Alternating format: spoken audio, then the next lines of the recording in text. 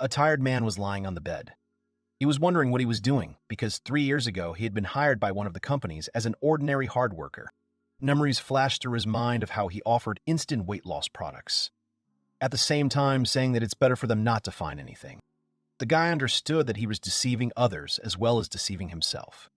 And there was no scarier news when you have a permanent job. An announcer's voice could be heard on the news talking about a bankrupt company. The same sad and tired guy asked to pick him up. He didn't care where, as long as they took him to another world. And here in the ancient ruins of Artelfia, there were stone buildings in this place that were already overgrown with vines, and trees had already sprouted in some houses.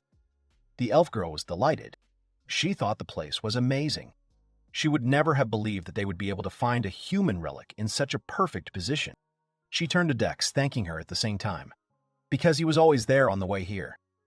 The girl was very worried, because only they were able to escape. The cat scratched his cheek because he was embarrassed, but he laughed at the same time. Dex asked the girl what she found there. She looked at her hand, which had something in it. The girl said that it was a hair hike, and without a doubt it was a historically important find. Dex happily said that they had done a good job and wanted to take a closer look at this ancient thing. The girl did not see any problems in this. She asked him to be careful because this relic would become the most valuable item in the royal treasury. The cat realized that it was left over from those ancient ones that had already completely disappeared. Suddenly, Dex bared his teeth and started laughing loudly, which caused the girl to be distracted from studying the new find. She was trying to figure out what made her companion laugh so much. He turned to his boss because he thought she should trust everyone less. He brought the hair closer to his muzzle, examining their treasure. Dex added that he was already very tired of following her everywhere. The girl was very surprised and suddenly realized that he had decided to betray her and also called him a fool. Suddenly, the girl's eyes widened very much. As it turned out, Dex threw the found treasure into his mouth, and at the same moment there was a loud swallowing sound. The girl began to tremble with anger because she couldn't believe that he really did it, and at the same moment, Dex lit up with a bright light. He realized that power began to flow in his veins and realized what the power of those very people was. At the same time, he examined himself. The girl thought that he did not understand what he was doing. After all, this hair was so priceless. Dex said he knows that. The cat's hand began to glow more strongly, and eventually, his arm acquired a muscular appearance. He informed her that this was why he would use this power. The girl was shocked by his behavior and did not understand what to do. And Dex continued that he would use the Force to become the ruler of the world. The elf became instantly serious and said that he had left her no choice. A flaming ball appeared in her hand. The girl aimed a flaming bullet at Dex. The girl was surprised at the same moment when the dust from her bullet dispersed. The little cat Dex has just turned into a huge, strong monster. Dex started laughing furiously and shouting loudly that her attacks on him were completely useless, and he tried to attack the elf, and she was able to jump back in time. The girl realized that this was the power of the human relic, because such power was only from a single hair, and she wondered how strong people were in life. The elf had to cover her face with her hand. As it turned out, a bright flash appeared in the sky, in the center of which was a body flying directly at them. The girl looked at what was happening in surprise. Her eyes widened in great surprise. There was a crash from the fallen man and a bright pillar that followed right behind the silhouette. The elf hid herself from the wind and dust that the guy raised. The dust began to disperse, and 2 legs were sticking out of the hole. Dex and the girl stood there, not understanding what had happened. His legs were still sticking out of the hole, motionless. And at the same moment, the legs began to move. Movement appeared from the pit, and finally, a body appeared, which began to inspect the place of its landing. The guy didn't understand where he was because he was going to confirm for sure that he had just slept at home. The guy thought it was a dream, even though it looked too realistic. Suddenly, he noticed a glowing cat and did not realize that it was standing in front of him. Dex wanted to know who this guy was. Thus, he scared him so much that the guy began to stutter and answer that he was an ordinary person. This made the elf wonder. The guy remembered what he had said and did not understand what he meant by it. But he didn't have cat ears or a tail like this guy, so that's an appropriate answer in his opinion. Dex repeated his words about the man and called him names at the same time. At the same moment, the cat began to scream angrily. Thinking that he had decided to joke with him here, the guy thought he had insulted him in some way. Dex started swinging at the guy, and he started to shield himself from the fists flying at him. Dex hit the guy squarely in his arms. At the same moment, such a fierce blow turned into nothing. And it even surprised the guy. Dex marveled that he had managed to stop his attack. The guy was standing scared. He was scared, and he didn't understand what was going on here. He thought it was filming a movie because he hit it with incredible speed. But he didn't care. And there was a cute heroine and a bad guy. He still thought it was a dream or a prank or filming a movie. And if that were the case, it would be wonderful. He waited for them to tell him that he had been played. Eventually, the guy realized that this was the world he was asking for. But he still didn't want to be the hero of a movie. The guy decided to jokingly attack Dex and shouted at him to get it. He put his hand to his chest, and the cat flew into the wall of ruins, making a huge depression in it. Dex loudly spat the air out of his lungs. The guy started clapping his hands, saying that he was an excellent stuntman. The girl opened her mouth in surprise, considering it incredible. The huge cat began to moan in pain. His tongue stuck out, and he tried to catch his breath. Dex was trying to catch his breath, and the guy got into a fighter stance, thinking that this was not the end. The guy shouted after Dex, who was running away, that he would answer for everything. When the bad guy disappeared, the guy fell to the ground, trying to catch his breath. He thought he shouldn't ever think about it. After all, the more interesting the dream, the higher the chance that it will be forgotten. Still, it's a vivid dream and feels like a real one, and he felt more than conscious. The guy came back to the idea that this was filming, and if so, then they just had great scenery. Suddenly, he was addressed. It was the elf who was thanking him for saving her. He wanted to know who she was, and she apologized for introducing herself so late. The girl's name was Ria, and she is an elf. The guy self-consciously introduced himself, and his name is Yoji Yamazaki, adding that he is a human being. Ria was delighted by the guy's appearance. She was excited because he was a real revered man. Iji was silent, not understanding what was going on. He thought it was weird. Ria thought something was wrong and asked him about it with a smile. The guy was thinking that Ria's ears didn't look like a prop, and there were no cameras nearby. She also kept saying mysterious things. Rory asked me to express her gratitude once again for his help. She couldn't have imagined that a human relic possessed such power, and using it conferred tremendous power. Yeji asked for forgiveness because he wanted to clarify whether he had been called to another world, because for him, everything that happened was no less unexpected. In the end, he realized that their worlds were completely different, because for his world, cars were common, and for this, huge dragons. The guy was thinking that he was called to a fantasy world with dreams and magic, and he was reading and dreaming about this. He decided to clarify that people in this world were legendary creatures. The girl enthusiastically agreed with his thoughts. Ria explained that they know humans as an ancient and powerful race. They are absolute beings worshipped in many religions. Yaji said that he had the impression that the elves were much higher class, experts in magic with high intelligence, balanced, able to do everything, but nothing perfect. Suddenly, Rory turned to the guy. She said that here in Artelphia, he is an absolute being. And people are so strong that her subordinate betrayed her just because of a single hair of his. Yeji realized that it was cruel, and in his mind, he didn't understand how he dared to do that. Dex kept running off into the woods. The guy wanted to know how he should spend his life in this world. He didn't understand how he could walk around the city if even a small part of his body was causing such a fuss. Ria said that if the world knew about his existence. The guy immediately interrupted her and thought about it, because being called to another world is so ridiculous in itself that he won't be surprised at anything. Rai continued by saying that without any doubt, a global war will begin between countries for the right to possess his power. Yeji didn't think they would go this far. The young man was stunned and asked why they were doing this.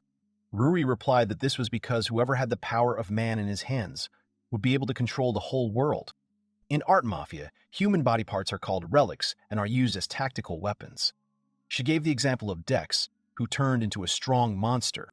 And if the existence of a living person were confirmed, then, most likely, The whole world would be engulfed in flames of war. Yeji didn't understand how this was possible. He asked Ria to tell him how he should live in this world, because he would like, if possible, to live peacefully and without unnecessary fights. And all because he had no desire to return to the life of a corporate servant again. And if he can start a new life here, then he will take advantage of this opportunity. Nevertheless, he did not want to be in the epicenter of a world war. E.g. imagined running away from the people who were running after him, because the relics should belong to their country. Ria said there was one way out.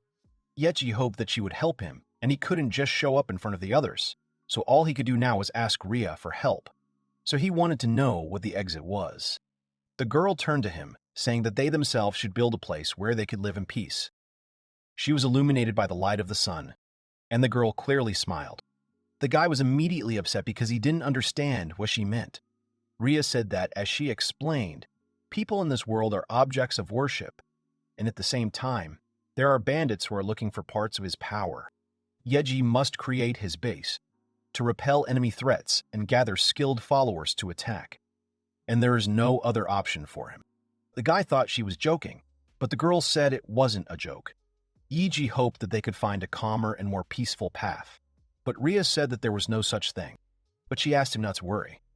The girl sat down on one knee and turned to him again. She wanted to ask him if he would let her do something. The girl lowered her head and smiled. Ria continued that she would serve him and swore eternal loyalty. To disappear people and their powers. The reason he was called to this world.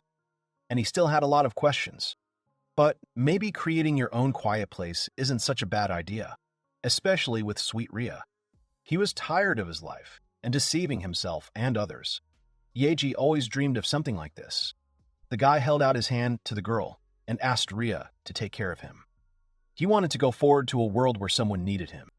The girl looked at him happily and smiled, enthusiastically agreeing. Yeji was starting a new life, and at least he was useful to someone. Yaji turned to Ria while she was helping him cross the stream, because he wanted to know where they would start. The girl replied that they needed to hide it first, and she was worried about what Dex was doing right now. They couldn't let anyone know about Yeji until they established their base. The guy wanted to know how to do it. Ria asked him to follow her. A cave appeared in front of them, which was covered with vines. Yeji couldn't figure out where they were. The girl replied that they were in a shelter that was left over from her grandfather. Ria raised her hand, and the lantern with the crystal lit up, and the cave became bright. This impressed the guy very much. The girl added that similar places are scattered all over the world. There were various items on the shelves. The guy repeated that it was unbelievable. Ria said that her grandfather was humanoid, and a handsome man with glasses appeared in her memories. And her tongue would not turn to call his work safe. Because of his job, he often dealt with relics. He traveled the world fighting bandits who wanted to take over human power. Yeji realized that the humanoids of this world must be tough guys. The guy also realized that there were quite a lot of weapons here. Then he was addressed as a master. Ria thought that this place would serve as a shelter for them for a while. Yeji agreed, but he noticed that there was only one bed. Ria told him that he could sleep on the bed, and she would stand guard at the entrance. That's because 30 minutes of sleep a day is enough for her. This startled the guy, and he repeated her words. Yeji said that even when she gets home late at night, she won't be able to sleep, and then she doesn't notice how the morning is coming. After all, if she has the opportunity to sleep, she should take advantage of it. The guy was already crying from understanding her words. The guy said he could sleep on the floor, but Ria should lie down on the bed. The girl said she couldn't afford something so audacious. Yeji realized that, for her, it was as if she was forcing God to sleep on the floor. The guy invited her to lie down on the bed together, smiling broadly at the same time. Ria rolled her eyes and blushed instantly and suddenly screamed because she couldn't believe his words. She waved her hands in denial. Yeji started apologizing. They could find another way if she was against it. The guy realized that he had gone too far, but he had no ulterior motives because the bed was wide enough. But then, he realized that making excuses was in his mind.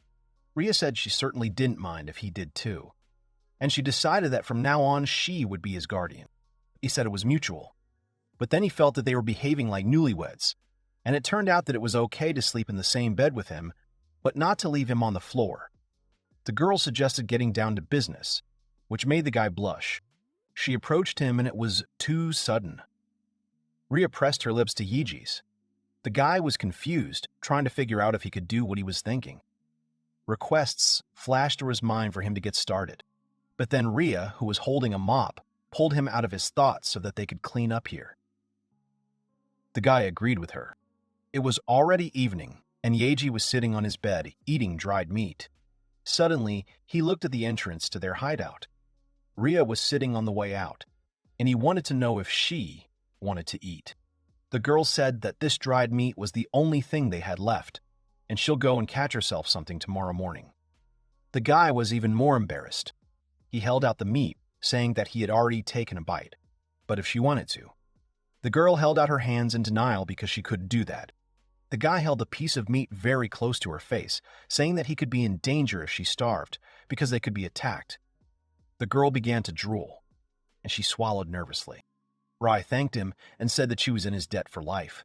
The guy said it was too much, but the girl apologized and decided to take a bite anyway. Suddenly, the girl felt something in her body. She grabbed onto the pendant hanging from her neck, and she breathed very deeply. Her skirt pulled up, and she blushed. She was very confused and tried to close herself, holding the same piece of meat in her mouth. Yiji didn't understand what had happened to her, and the girl started behaving even more strangely. Drool began to flow from her mouth, and suddenly the girl screamed. The guy wanted to make sure she was okay, because the girl fell to her knees. Ria said it was amazing because she felt the human power of the master, and she explained that his saliva remained on the meat. She also felt that her magic powers had grown a lot. Yaji thought about it and realized that this indirect kiss had strengthened her so much. And just one hair had such an amazing effect, so he thought the effect of fresh saliva was even stronger. Ria turned to the master. She found it amazing that her hunger was gone. But it seemed to the guy that people were too strong in this world. At that moment, something was moving in the bushes. Something strange appeared next to the shelter. It was the first morning in another world. Yaji was stretching on the bed. He realized that he had slept well and hadn't had this in a long time, and suddenly the guy noticed something. His hand was on Ria's chest. He immediately threw up his hands and screamed, and then realized that they had decided to temporarily settle in Ria's grandfather's shelter and had gone to bed together last night. The girl was still sleeping peacefully on the bed and snoring. Yiji's heart started pounding loudly, and the guy realized that she was cute after all. He looked at the girl's body and became even more confused. Ria turned on her side at that moment, still fast asleep. Yeji's attention went to the girl's lower body. He immediately realized what he was doing and immediately turned away. The guy started to get out of bed and think about how he almost got on the wrong track, calming himself down. Yeji started thinking about going to get some water while Ria was sleeping. He was already heading towards the exit when he bumped into something. The guy opened his eyes wide, not understanding what it was. Immediately, I heard the master scream. Ria jumped out of bed and grabbed her clothes. The girl hadn't seen the reason for Yiji's loud exclamation yet, but she was already running towards him. She saw the guy touching what had scared him and his questioning look in Ria's direction.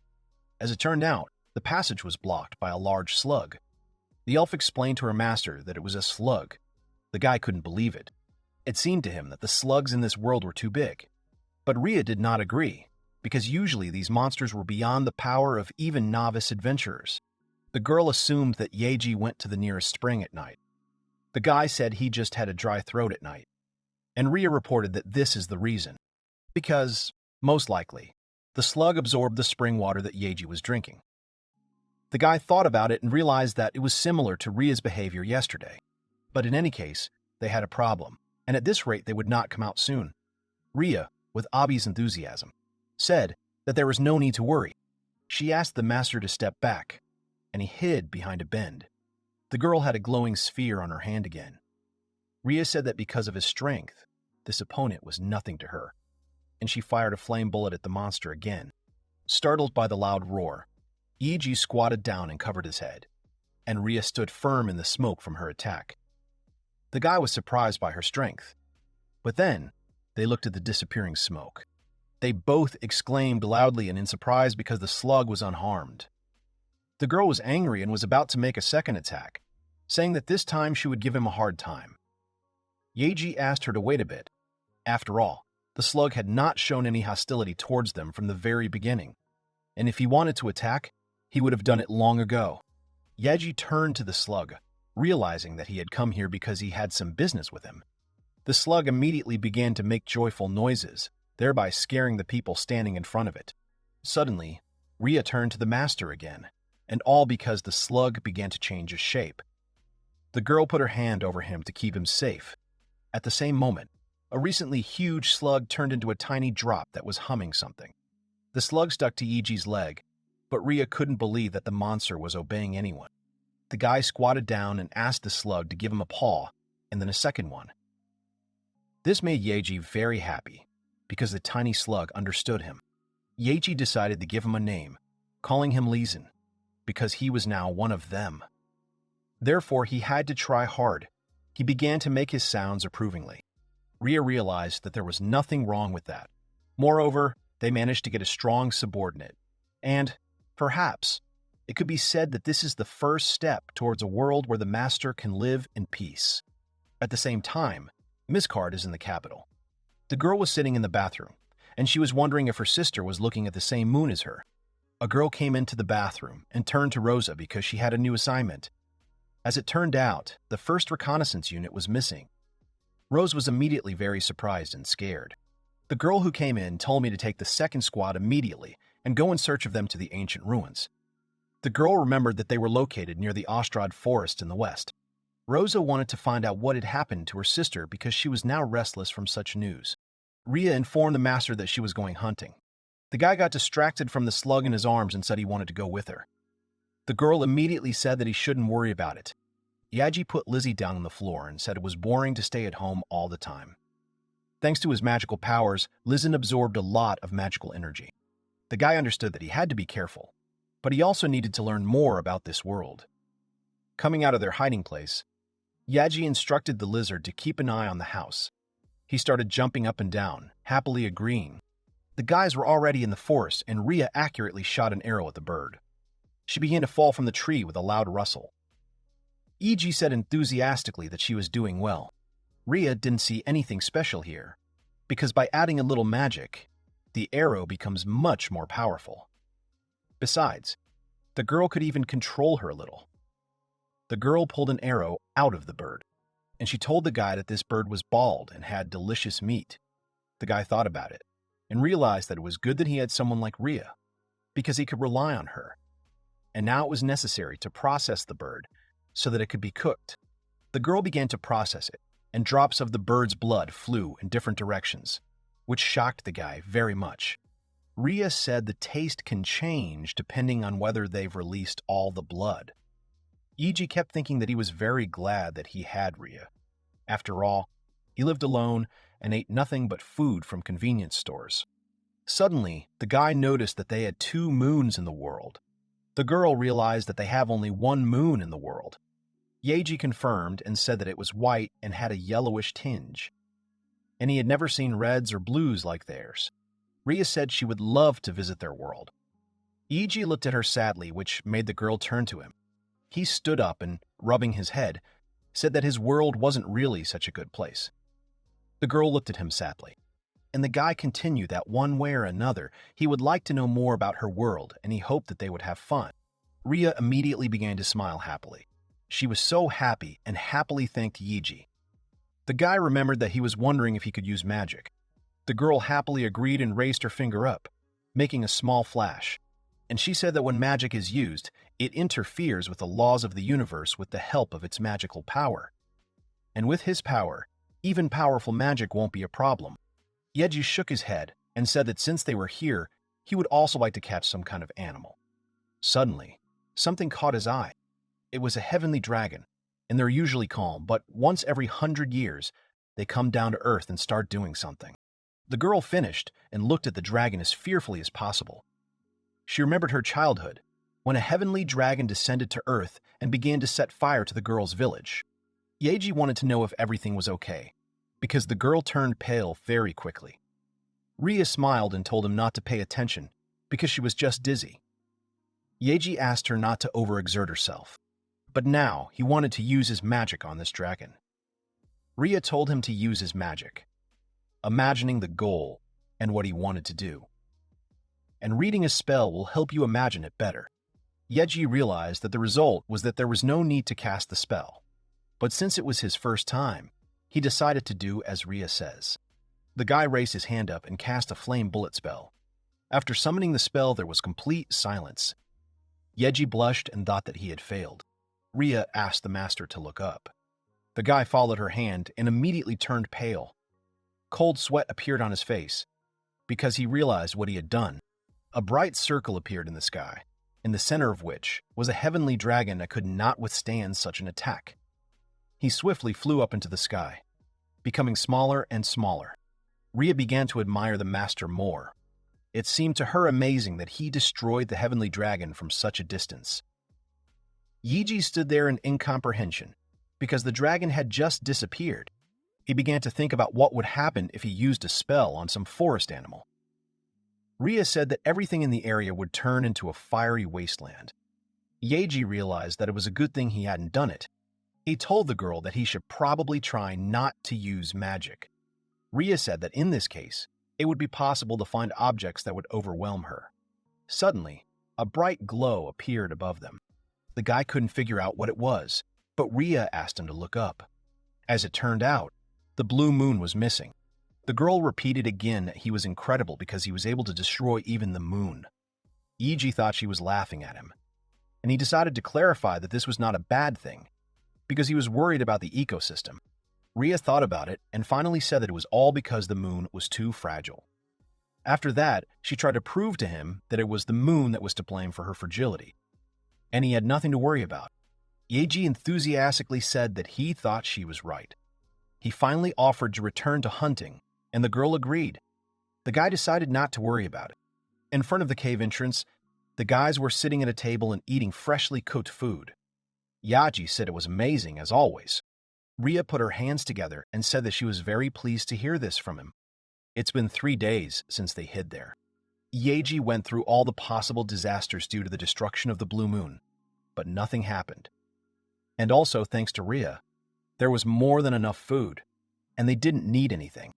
The guy kept repeating that she was such a wonderful girl. She was so kind and attentive.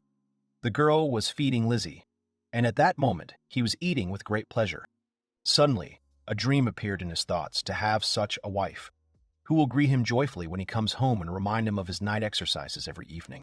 He was pulled out of his thoughts by Ria, who had already called him several times, thinking that something was wrong, thereby scaring the guy.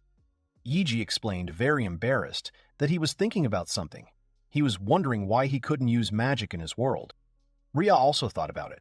It seemed strange to her, because magic is inherent in all living things from birth. And it was unusual that magic didn't exist on its own, even though it was another world. The girl suggested, putting forward her hypothesis that perhaps their Earth consists of dark matter.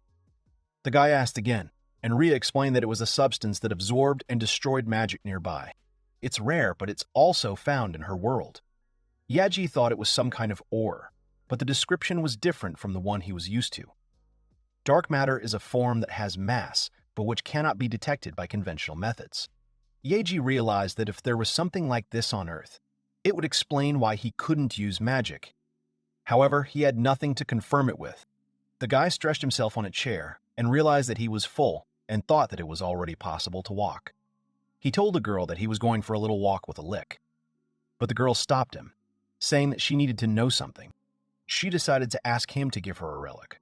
The guy didn't understand what she needed it for, but the girl said that as his student she was still weak, but with her she will become stronger. Yeji understood everything and wanted to know how much hair she needed for this. Ria said that wasn't what she was talking about and decided to say it directly. She wanted him to pass this relic mouth to mouth. The guy blushed and tried to realize that he had understood correctly. The girl opened her mouth confusedly and said that it would be more effective to absorb magic that way. And of course he can refuse, and it's not that she wants to kiss him. Yeji, in his mind, he was just screaming with joy. He said that if she wanted it, then he was fine with it. The guy would never have thought that there would be an opportunity to kiss such a pretty girl. Two people were sitting awkwardly on the bed and trying not to look at each other. Ria grabbed him by the shoulders and told him that she would start. And when they reached out to each other, Leeson stepped in between them. Ria immediately threw the slug aside so that it wouldn't interfere with them. The girl immediately turned to her master. And finally, they locked in a timid kiss. Suddenly, the girl leaned on him, knocking Iji onto the bed, who was very surprised that she had become a little stronger. Ria pulled away from his lips, saying that he was so delicious, and she began to feel the power bubbling inside her. The girl clutched her cheek, which wanted more. Yeji thought that the human saliva acted as an aphrodisiac because Ria was acting strangely. She just started jumping on top of him, asking him to satisfy her. The guy at first screamed at such a sharp attack by the girl, but resigned himself to it, saying that come what may. At the same time, in the capital of the Kingdom of Misgard, people were talking, trying to figure out who had destroyed the blue moon and assumed it was the demons. Some of them directly stated this and hoped that they were safe in the capital. The man was standing next to the window, looking at the vanished moon. He pondered over the vanished moon and thought that it was the work of demons. They immediately addressed the man, calling him Kazul. He thought they had found out something. The knight said they have a lot of complaints about Sivanes. Kazul told everyone to go to hell because there wasn't time for that. A girl who had heard the two men talking entered the room. The knight tried to say something, but Kazul interrupted him, telling him to stop, and he was wondering if the second squad of scouts had still returned. It was Rose who turned to the knight captain. She introduced herself again, saying that she was from the second scout squad and she had returned from a mission. Kazul was glad that Rosetta had finally returned. The man was wondering if there were any results. She replied that they had not found any regalia, but they found something. Rosetta held out the hair in the box. Kazul took this box and repeated that it was a hair, and also thought that it was a relic. The man thought it was mysterious and, unlike the rest, this hair was full of magic. Rosa said that she thinks that this is not one of the 1,000-year-old relics of humanity. Kazul looked at her in surprise and thought that she believed that there was a survivor. The girl didn't want to rush things, but a human survivor and the appearance of such a person may be the second possible reason for the destruction of the moon. The man thought about it and remembered that, allegedly, their family had become the death of them because of their incredible strength. And for them, destroying the moon is a snap. Rose turned to the knight captain again, and she asked for permission to continue exploring the ruins. Kazul realized that it was because of Ria, and the girl confirmed it. And almost the entire first squad fell to the demons on the way to the forest. But they didn't find the remains of either Ria or Dex. They may have been injured and are hiding to recover. Kazul said that they have much more pressing problems, but he knew he couldn't change her mind if she got hung up on something. And all because those two, and especially Ria. He didn't want to lose them the most. The faces of two people dear to him flashed through his mind. Kazul said he was giving her a month, but that her attention should be focused on the ruins. And if she finds a person, she should come back with a report right away. The girl accepted the instruction and thanked him for the opportunity. Rose went to the door, and in her head she called to her sister to wait for her, and she would find her, no matter what it took. At this time, there was still a kiss between Yeji and Ria in the shelter, and the guy didn't realize how long it would last. Ria was all red with embarrassment and apologized to Yeji in a low voice. After all, she was so embarrassed, and then she snapped and gave her first kiss. The guy asked me not to worry about it, because they kissed for 10 whole minutes, and then Ria passed out. It seemed that human fluids act as an aphrodisiac on other races. The guy understood that if he continued to strengthen her in this way, he might not be able to resist in every sense. He decided to tell the girl that he was going for a walk. Ria shyly told him to take care of himself. Yeji left the house and apologized to Leeson, saying that he was free now. There was an unknown girl standing at the exit, without clothes, who had a butterfly on her arm. He couldn't figure out who she was or where she'd lost her clothes. But suddenly a little girl ran to Yeji to hug him. The guy heard a familiar sound and realized that it was Leeson, who approvingly agreed with him. Yeji was trying to figure out how it happened. But suddenly Ria turned to the guy. She didn't understand what he was doing there with this girl without clothes. Her eyes were wild and a flaming bullet appeared from her hand. The guy realized that he was tired. But after a while, the girl was walking barefoot on the ground, and Ria prepared at least some clothes for Leeson. Ria found this unexpected, because after accumulating enough strength, a monster can take on a humanoid form, although this happens quite rarely. But, however, she had heard about it. The girl assumed that it must have happened because of his great strength. Yeji assumed that Leeson was a girl. Ria said that wasn't quite true, which surprised the guy. Lizen lifted her skirt and smiled shyly. The guy was stunned to realize that Lizen was a ladder. And at the same moment, Yiji started banging against the wall, because the face was just his type. But that's just not what he was doing. Ria said that's not what she meant. After all, since slugs reproduce by dividing in half, the concept of the existence of sexes cannot be applied to them. Yeji finally realized that slugs have no gender, and apparently she instinctively realized that they would like it much more with such an appearance. Yeji patted the girl on the head, calling her a fox. Suddenly, by the way, the guy decided to find out how she was feeling and if she had any changes. Because I've absorbed so many of his relics. The girl confirmed it. Her magic power had increased by an order of magnitude, and it was all thanks to him. Yiji thought that he probably shouldn't have mentioned that he also expected an increase in her other parameters. But all he said out loud was that there was nothing to thank him for. Ria thought that her hearing and vision had also improved, and now she would be able to notice the intrusion even faster. Yeji realized that she was feeling an improvement in her magical and physical characteristics, and he wished he had felt something like that. Suddenly, the guy wondered how strong he was. Ria turned to the master and said that the uninvited guests were not long in coming. Someone was walking along the path, and Yeji heard the same footsteps. The intruder was alone and, judging by the steps, was a man, and Ria felt it. The guy was interested in the strength of this opponent. She replied to him that he was weak, unworthy of even mentioning. Ria took out her weapon and said that even after he found out the location of their hideout, they couldn't let him leave here alive. The girl was very furious because she was a fool who dared to invade their sanctuary. She was going to make him feel the weight of his sins. Iji tried to stop her, but the girl began to spin her weapon. As it turned out, the guy wanted to deal with him himself because he wanted to feel his power. And although Yiji understood that she would destroy the enemy, he was going to do it anyway. Ria exhaled and said that she understood him, but he had to promise her that he would take care of himself. The girl was holding Lizen by the shoulders because the girl was rushing after the master. The same man was full of determination and said that he understood her order. The guy was thinking about his opponent, who wasn't supposed to be strong, so he hoped that he would somehow manage. A silhouette appeared around the bend. Suddenly, a foot appeared that was slipping on the ground. A man held a sword in his hand and started talking. He confirmed the rumors that it is he who lives in this cave. The unknown person told him to leave all his valuables and get out of here, and at least he can stay alive. At the same time, the man pointed his sword straight at his face.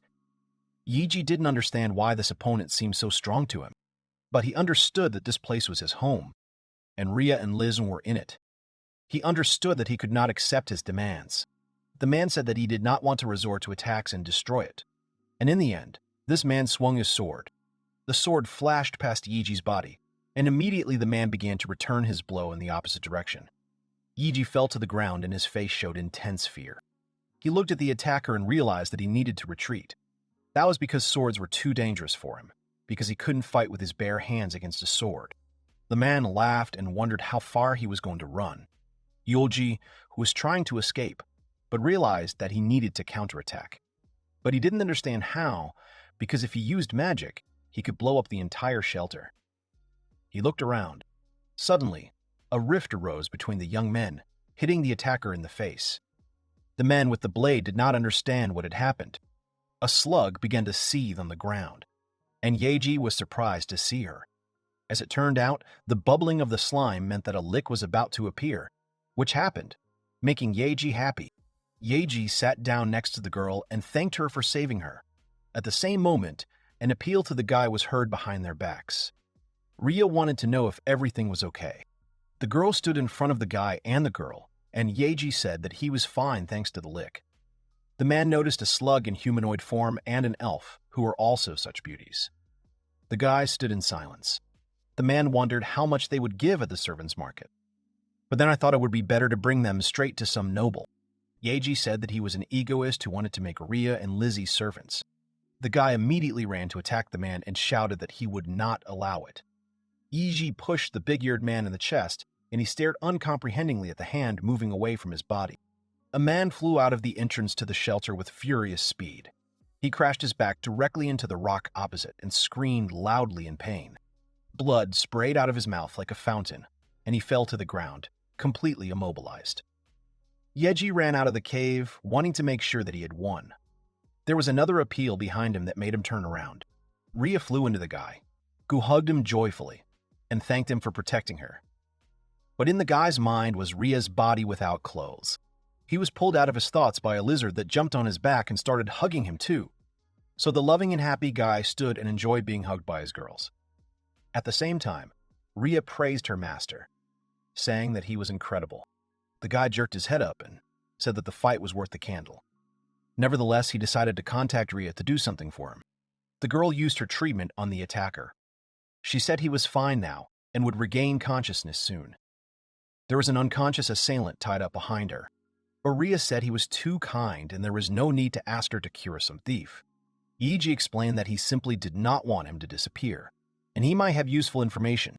Suddenly, the attacker woke up, and his first words were that he was not as cool as before. He couldn't have imagined that he would ever be defeated by some puny guy like Yeji. At the same moment, Rhea became very angry and did not understand how he dared to address her master in such a way. There was a lick on the girl's head, which also felt indignant about this. And Yeji asked them to calm down, because their goal was to gather information, which is what the guy did. He wanted to know what this thief wanted and what he was doing here. He looked down in frustration. He started saying that his sister was sick, and tears appeared in his eyes. The man said that money is needed for medicines, and their village is already barely making ends meet, and his sister might not even live to see tomorrow. Yeji understood why he was doing this, and wanted to ask Rhea if she could cure his sister with magic. She apologized, saying that she could easily heal wounds, but illnesses were a completely different matter. The guy looked sad, thinking that he was unlucky anyway. But then Rhea said that there was only one way. He immediately wanted to know which one. The girl reminded him that he has relics, and with the power of magic, his relics can cure any disease. The guy couldn't understand how he could forget about it. But Rhea said that she still doesn't recommend doing it, because they needed to hide, and if he gave his relic to someone so easily, she was afraid that they might be discovered. Yeji realized that Rhea was right, and they weren't ready yet, so it was dangerous to take such a risk. But he apologized to the girl and said he wanted to save his sister. After all, back in his world, he wanted someone to need him, and if he could save a disappearing person, then he would not sit idly by. Rhea calmly said that she understood, but she's just making sure that the news doesn't spread. Yeji thanked her, and Lizen cut the rope at that moment. The guy pulled out a hair and handed it to the man, saying that it was for him. He was shocked by the fact that magic power was gushing out of him. Yeji told him to give it to his sister, and he thought it would heal her. So he asked the guy to stop doing his banditry. He began to wipe the tears from his eyes and begged for forgiveness. Feeling guilty, finally, the thief decided to introduce himself. His name was Adai, and he was from the people of bears, and they live in the forest. He said he would repay their kindness, and thus the first battle to protect the shelter ended with their victory. The next day came. Adai ran with the box, waving his hand in greeting. He came to tell me that his sister was feeling better. The guy was so grateful and asked Yeji to accept his gifts. He thanked him because he had obviously helped them. In the drawer was a bag of peas, a box of tomatoes, and jars with another bag. And by the way, the bear village was now their ally. Yeji supplied them with his hair, and they gave them food in exchange. Apparently, his hair could be used instead of magic stones, one of the most important things in this world. And the lamps in their shelter were also powered by hair. Recently, the price of stones has increased significantly, which caused the impoverishment of the village of Adaya, and as a result, it led him to a criminal path. But the solution to the problem was Yeji's hair, which seemed like a good thing to him, because he was helping others in this way. Adai, delighted, felt a whole sea of magic in a single strand. But the guy also felt sorry for Rhea, who was just watching the simple distribution of his hair, as she hadn't tried it yet, so she was jealous of Adai, who got a hair each time. Yeji turned to Rhea, wondering if she had made sure that the information wasn't leaked, because he saw her walking with Adai to his village yesterday. The bear immediately turned pale. He said he was already late and needed to check on his sister as soon as possible, and he quickly ran away towards his village. Ria asked him not to worry because she had put a curse on every resident that would make them keep their promise, which meant that there shouldn't be any problems. The girls were looking at the tomatoes that Adai had brought them, and Yeji realized that Ria shouldn't be upset by any means, and that will be his promise. At this time, Rose was still searching for her sister. Ria asked the master to give them permission to set traps. Yeji asked again. She replied that thanks to his efforts, they did not have any serious problems with repelling attacks, but they did not know what kind of opponents would appear in the future. Yeji suggested setting up underwater traps. Ria said it was just a great idea, and decided to cook them right away. The girl started using the magic of the Earth Strike. An even circle appeared in place of her spell. This shocked Yeji because the hole was quite shallow. Ria apologized for the fact that the ground was quite hard, but the guy understood everything, because even if her magic didn't work, then the ground is really very hard. And he thought there wasn't much they could do then. Ria suggested putting poisonous things in there. Yeji thought it was too cruel, but all he said was that it had gone too far, and they should just drop it and just go for a walk. The girl sheepishly agreed with him, but he did not understand why she looked as if the whole world had ceased to exist. Suddenly, Lizen grabbed Yeji's jacket, and the guy realized that the girl wanted to help them. She agreed. The slime blew on his hand, and a few drops of slime began to fall to the ground, forming and shaping new small slimes. At the same moment, several balls of slime flew into the sky. Yeji opened his mouth in surprise because there were more of them. Ria calmly said that it was cell division. She had heard that slugs could reproduce by dividing into several parts when they accumulated enough magic in their bodies.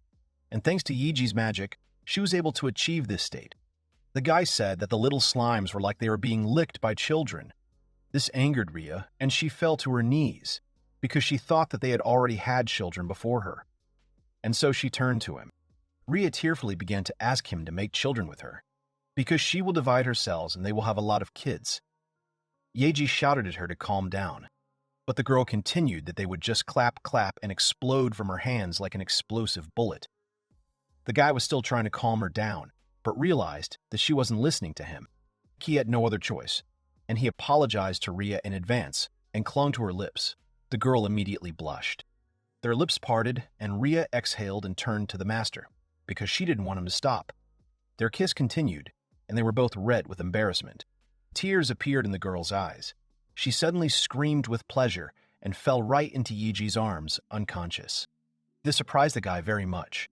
After all, instead of calming her down, he only reactivated her.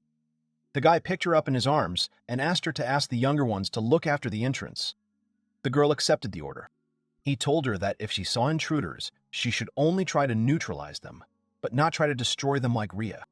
Yeji carried the girl to the bed, and a little worried about her condition. He thought that Ria was prone to overstepping all bounds when it came to him. He looked at her and realized that she was just trying really hard for him, and it was sweet. The girl was unconscious, and the guy was looking at her a little sadly. He wondered why she was so attracted to him. He began to recall some of the moments he had spent with her. But then there was a loud shout from the street, which immediately puzzled Yeji. He didn't understand what it was, and it was clearly not the voice of a lick, so it meant only one thing.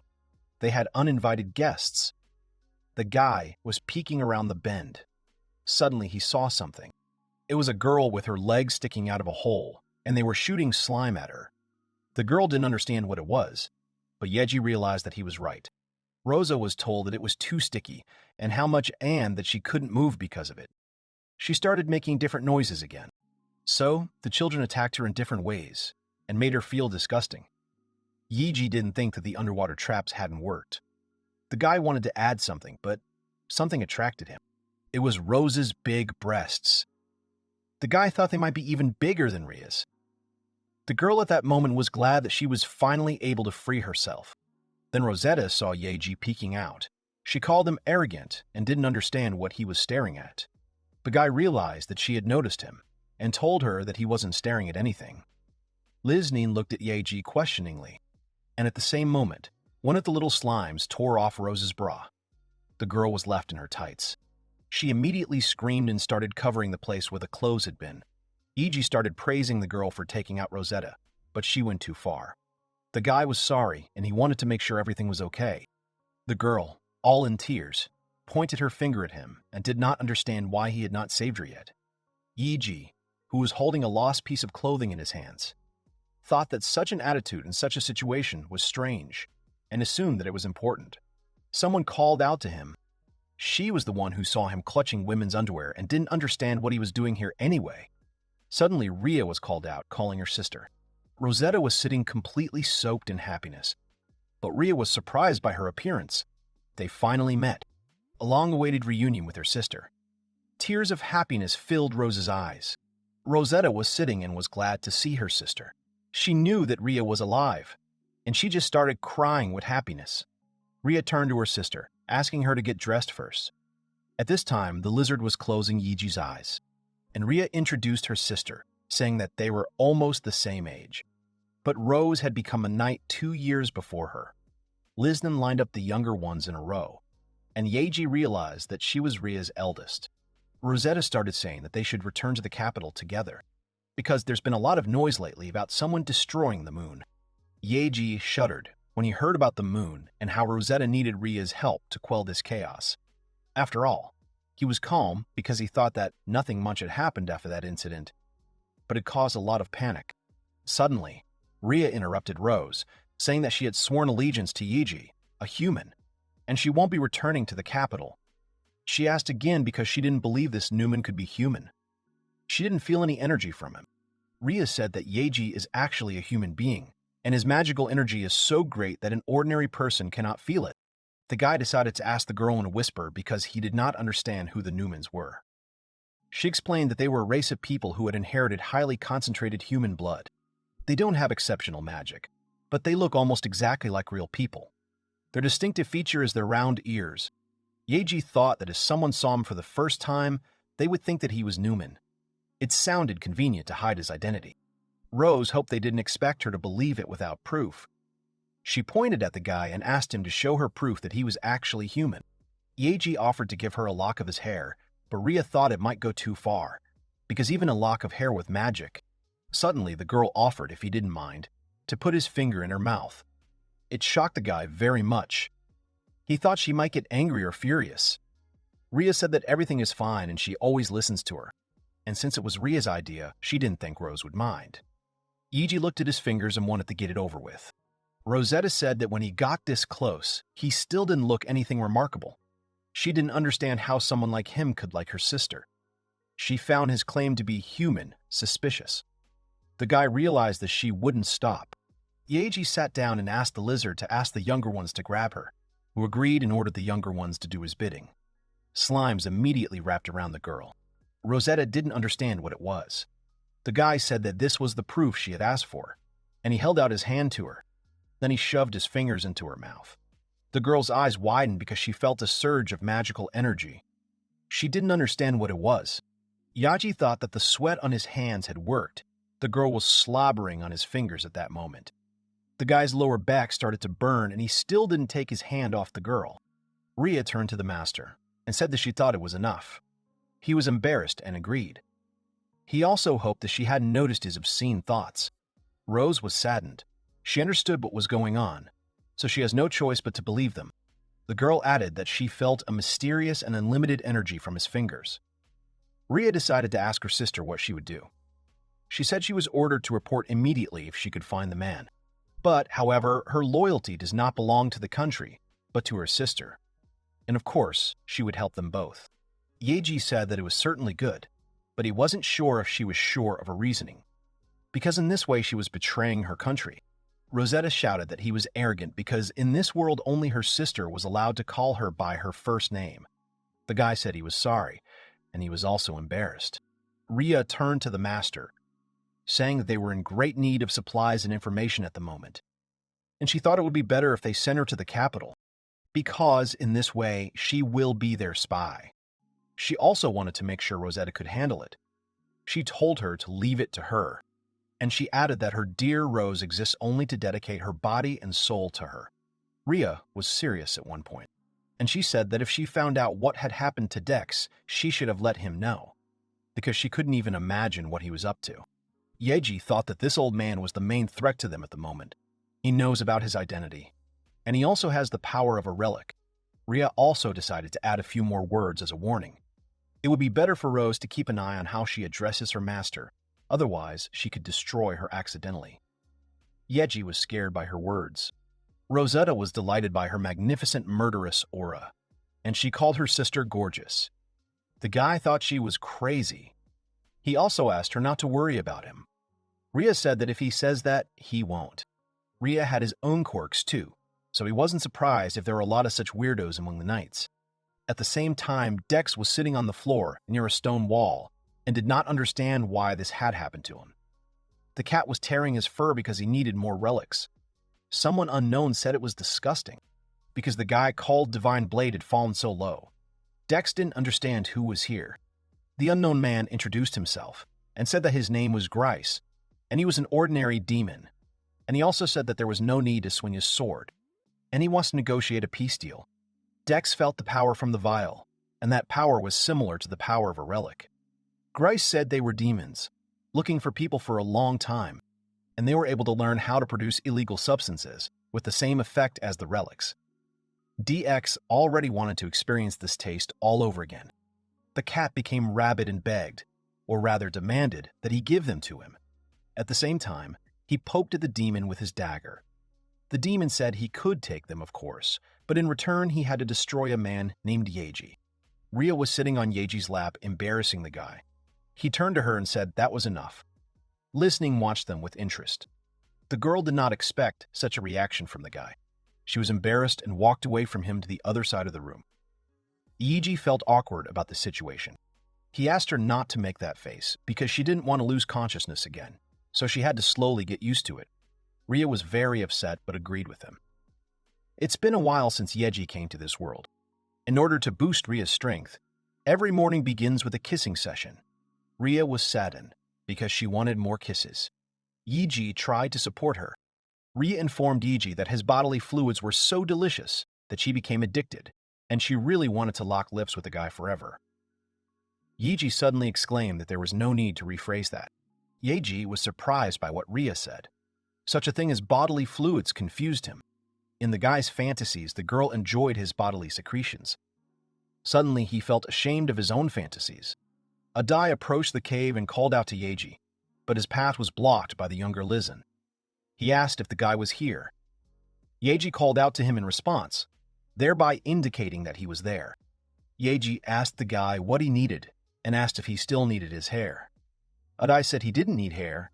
He wanted to ask for advice. Yeji was surprised by this. Adai reported that his younger sister was behaving very strangely. The guy explained that his sister was agitated and distracted. She had never bothered him so much. Adai said he was happy that she was healed thanks to them, but he couldn't help but worry when she was like this. Ria, hearing this, thought about it. Ria reported that this may be due to side effects. Adai and Yeji looked at her questioningly and fearfully. The girl said she had heard that the relics may contain a prohibited substance. She said that if a person has swallowed a relic and can no longer consume them regularly, they wrap the body with stress, and it can even lead to death. Adai was very scared when he heard this. He couldn't believe that it could be so dangerous for his sister. Yeji tried to calm the guy down. Yeji thought that if his relics were so dangerous, then Ria must be sick too. He said that in any case, they should take a look at it. The guys came to the bear village. Yaji said it's pretty busy there. The people in the village were cheerful and friendly. Adai said it was all thanks to Yeji, and the guy was very surprised. Adai said the mixing Yeji's hair with their fertilizers was a great solution. Their special apples and tomatoes have become even tastier. They have a lot of orders from a famous restaurant in the capital. Yijin thought about how crazy his hair was. Who would have thought that Yeji's hair could help the development of the village so much? Suddenly, Adai announced that they had arrived. There was a big, beautiful house in front of the guys. Adai said that despite his appearance, he is still the head of the village. The guys were surprised by this. He behaved like a bandit, but turned out to be the head of the village. A girl ran out of the house, turned to Adai and said that he was too late, asking where he had been all this time. Yeji looked at her in surprise and said she was cute. Adai hugged his sister and she tried to escape from his embrace. The guy said to look at his sister and asked if she wasn't cute. Sister Adaya asked who all these people were and said that she had told him not to bring anyone into the village. the guy informed his sister that they were nobody and introduced Yeji to her, saying that he was the one who saved her. The girl was surprised by this. The girl suddenly screamed. She fell to her knees and began thanking Yeji for saving her and apologized for her earlier rudeness. The guy told her not to worry about it. The girl said that Yejin was very kind and only told her to look at these rags and then told her to wait a minute. A moment later, the girl returned in a beautiful dress.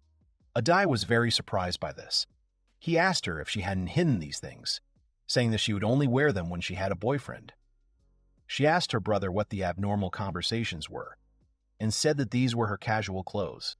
The girl turned to Yeji and said that they had almost nothing to offer, and asked them to make themselves at home, saying then that she would go cook dinner.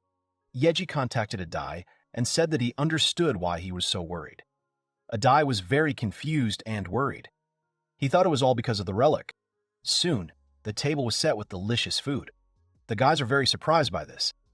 The girl said that she had used all her skills to cook it for them and offered to try a piece. Yeji tried one of the dishes. The guy really liked it. He said it was very tasty. Yeji said that one day she would become a very good wife. Myrel was very surprised and embarrassed by this. Adai said it was too early for her to do that, to which she told him to shut up. The girl asked if Ria and Liznan liked the food. They told her that everything was delicious. Ria even wanted to know her recipe. It seemed to Yeji that the girls even got along. He must have thought that Ria had met Mireya before they went there. Obviously, she put a curse on all the inhabitants of this village so that they couldn't tell anything about her. He wonders what exactly she did. Yeji turned to Adai. He asked him if Ria had been here before.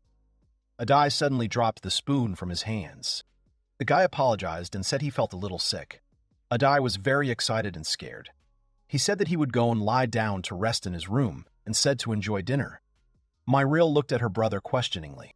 Ria didn't understand what happened and asked what happened. Yaji said he didn't know, but he was wondering what she had done. Ria said she would go for a walk around the village to test the effect of her curse. Iji said it's dark outside, so you should be careful. Ria asked if Lizzie would go with her. Yeji went up the stairs and reasoned that since Adai had asked, he should check on Mireya now. The guy went to the door and knocked. He asked if he could enter the room. Mireya opened the door and allowed Yeji to enter. The girl's room was very nice and cozy. Maria apologized for the clothes on her chair and asked him to sit on the bed. The guy thanked her and sat down. Suddenly, he noticed that something smelled delicious. He thought about it and realized that for the first time, he was in the room of a teenage girl. Yeji looked at Mireya. She was very excited. The guy needed to check what was wrong with the girl. He asked her what happened and if she was okay. Mireya turned to Yeji and said that she loved him. The guy looked at the girl questioningly, and she was waiting for his answer. Yeji couldn't believe that this was a real confession. Mireya said that she loved Yeji, and the guy awkwardly turned to the girl.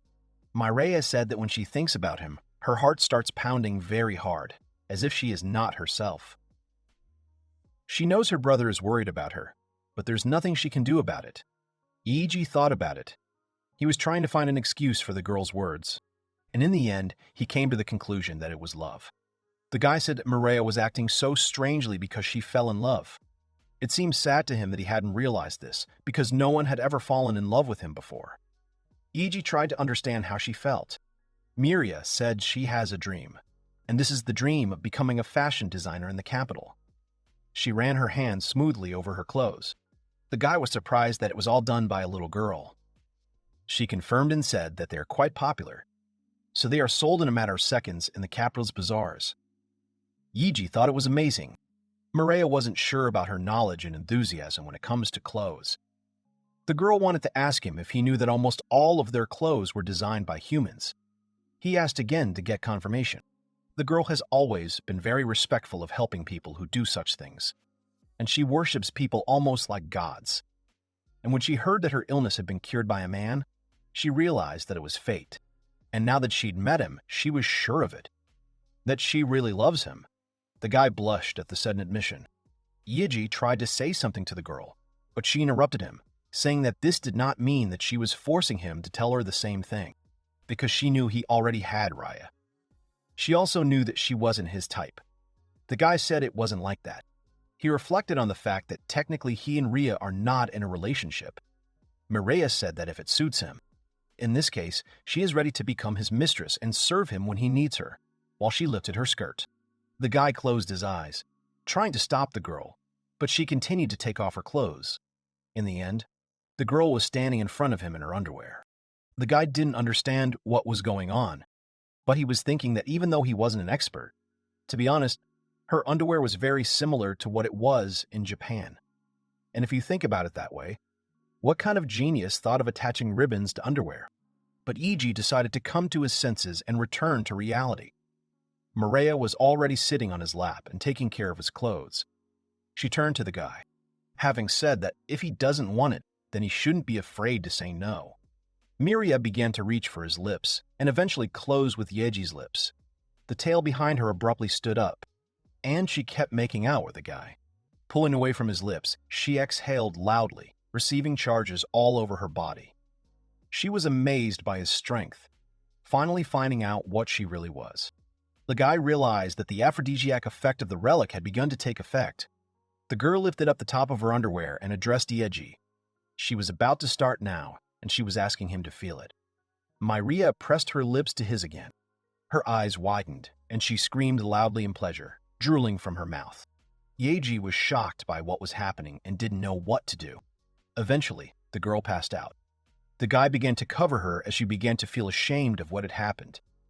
Mireia started crying because she couldn't even serve him in bed.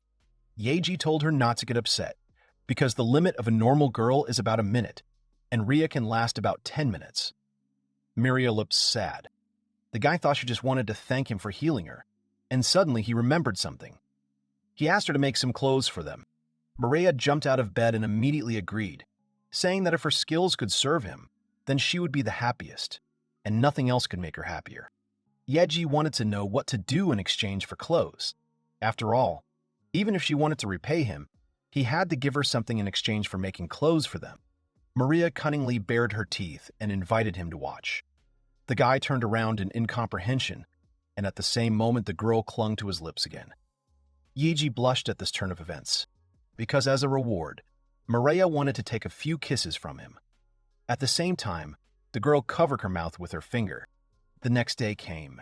Lisden was wearing a new outfit, and Yeji told her that it suited her very well, and Ria realized what Mireia had done for them. The girl thought that they should somehow repay her for this, and the guy immediately replied that she should not worry, because he had already thought about it. Meanwhile, Maria was sewing a new outfit, and her brother saw that she was behaving strangely again. Suddenly, there was a sudden outburst. Yeji covered his face with his hands, shielding himself from the bright light. He didn't understand what had happened or why it had suddenly become dark.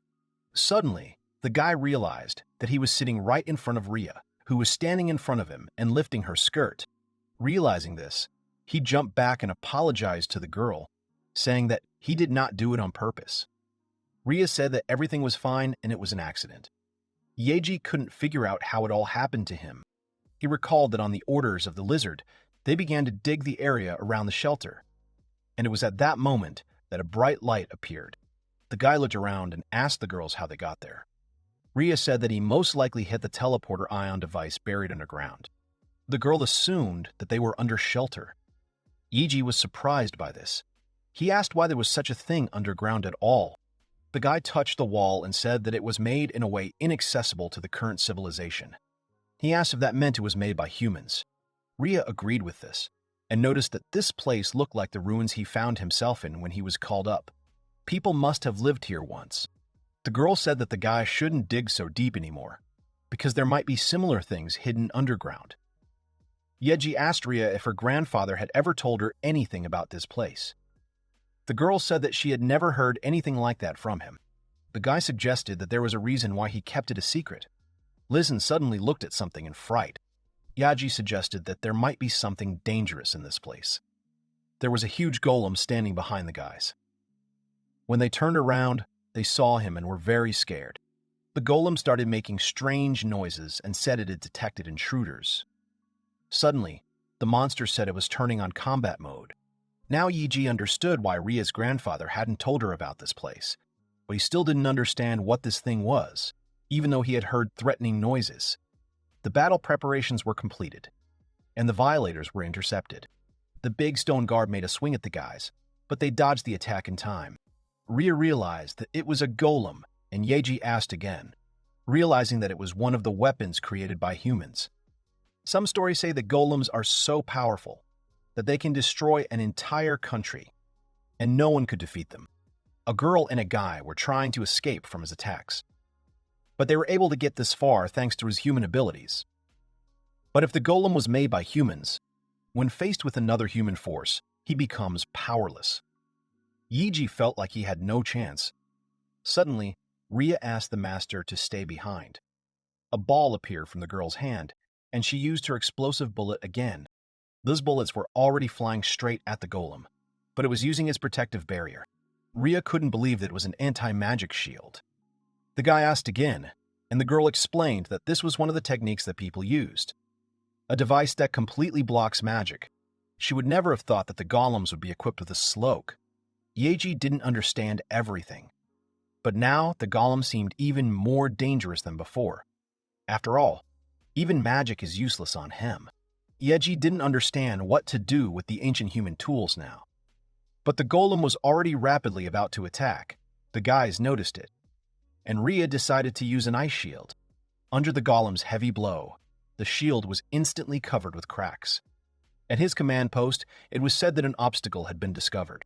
His next action was to neutralize, and his hand transformed into a drill, which immediately began drilling into the shield.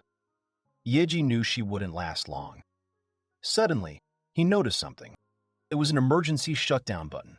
He wasn't sure if he had read it correctly, but he realized that this was their chance. The golem noticed that his opponent had run out of hiding. The stone guardian switched to Yeji.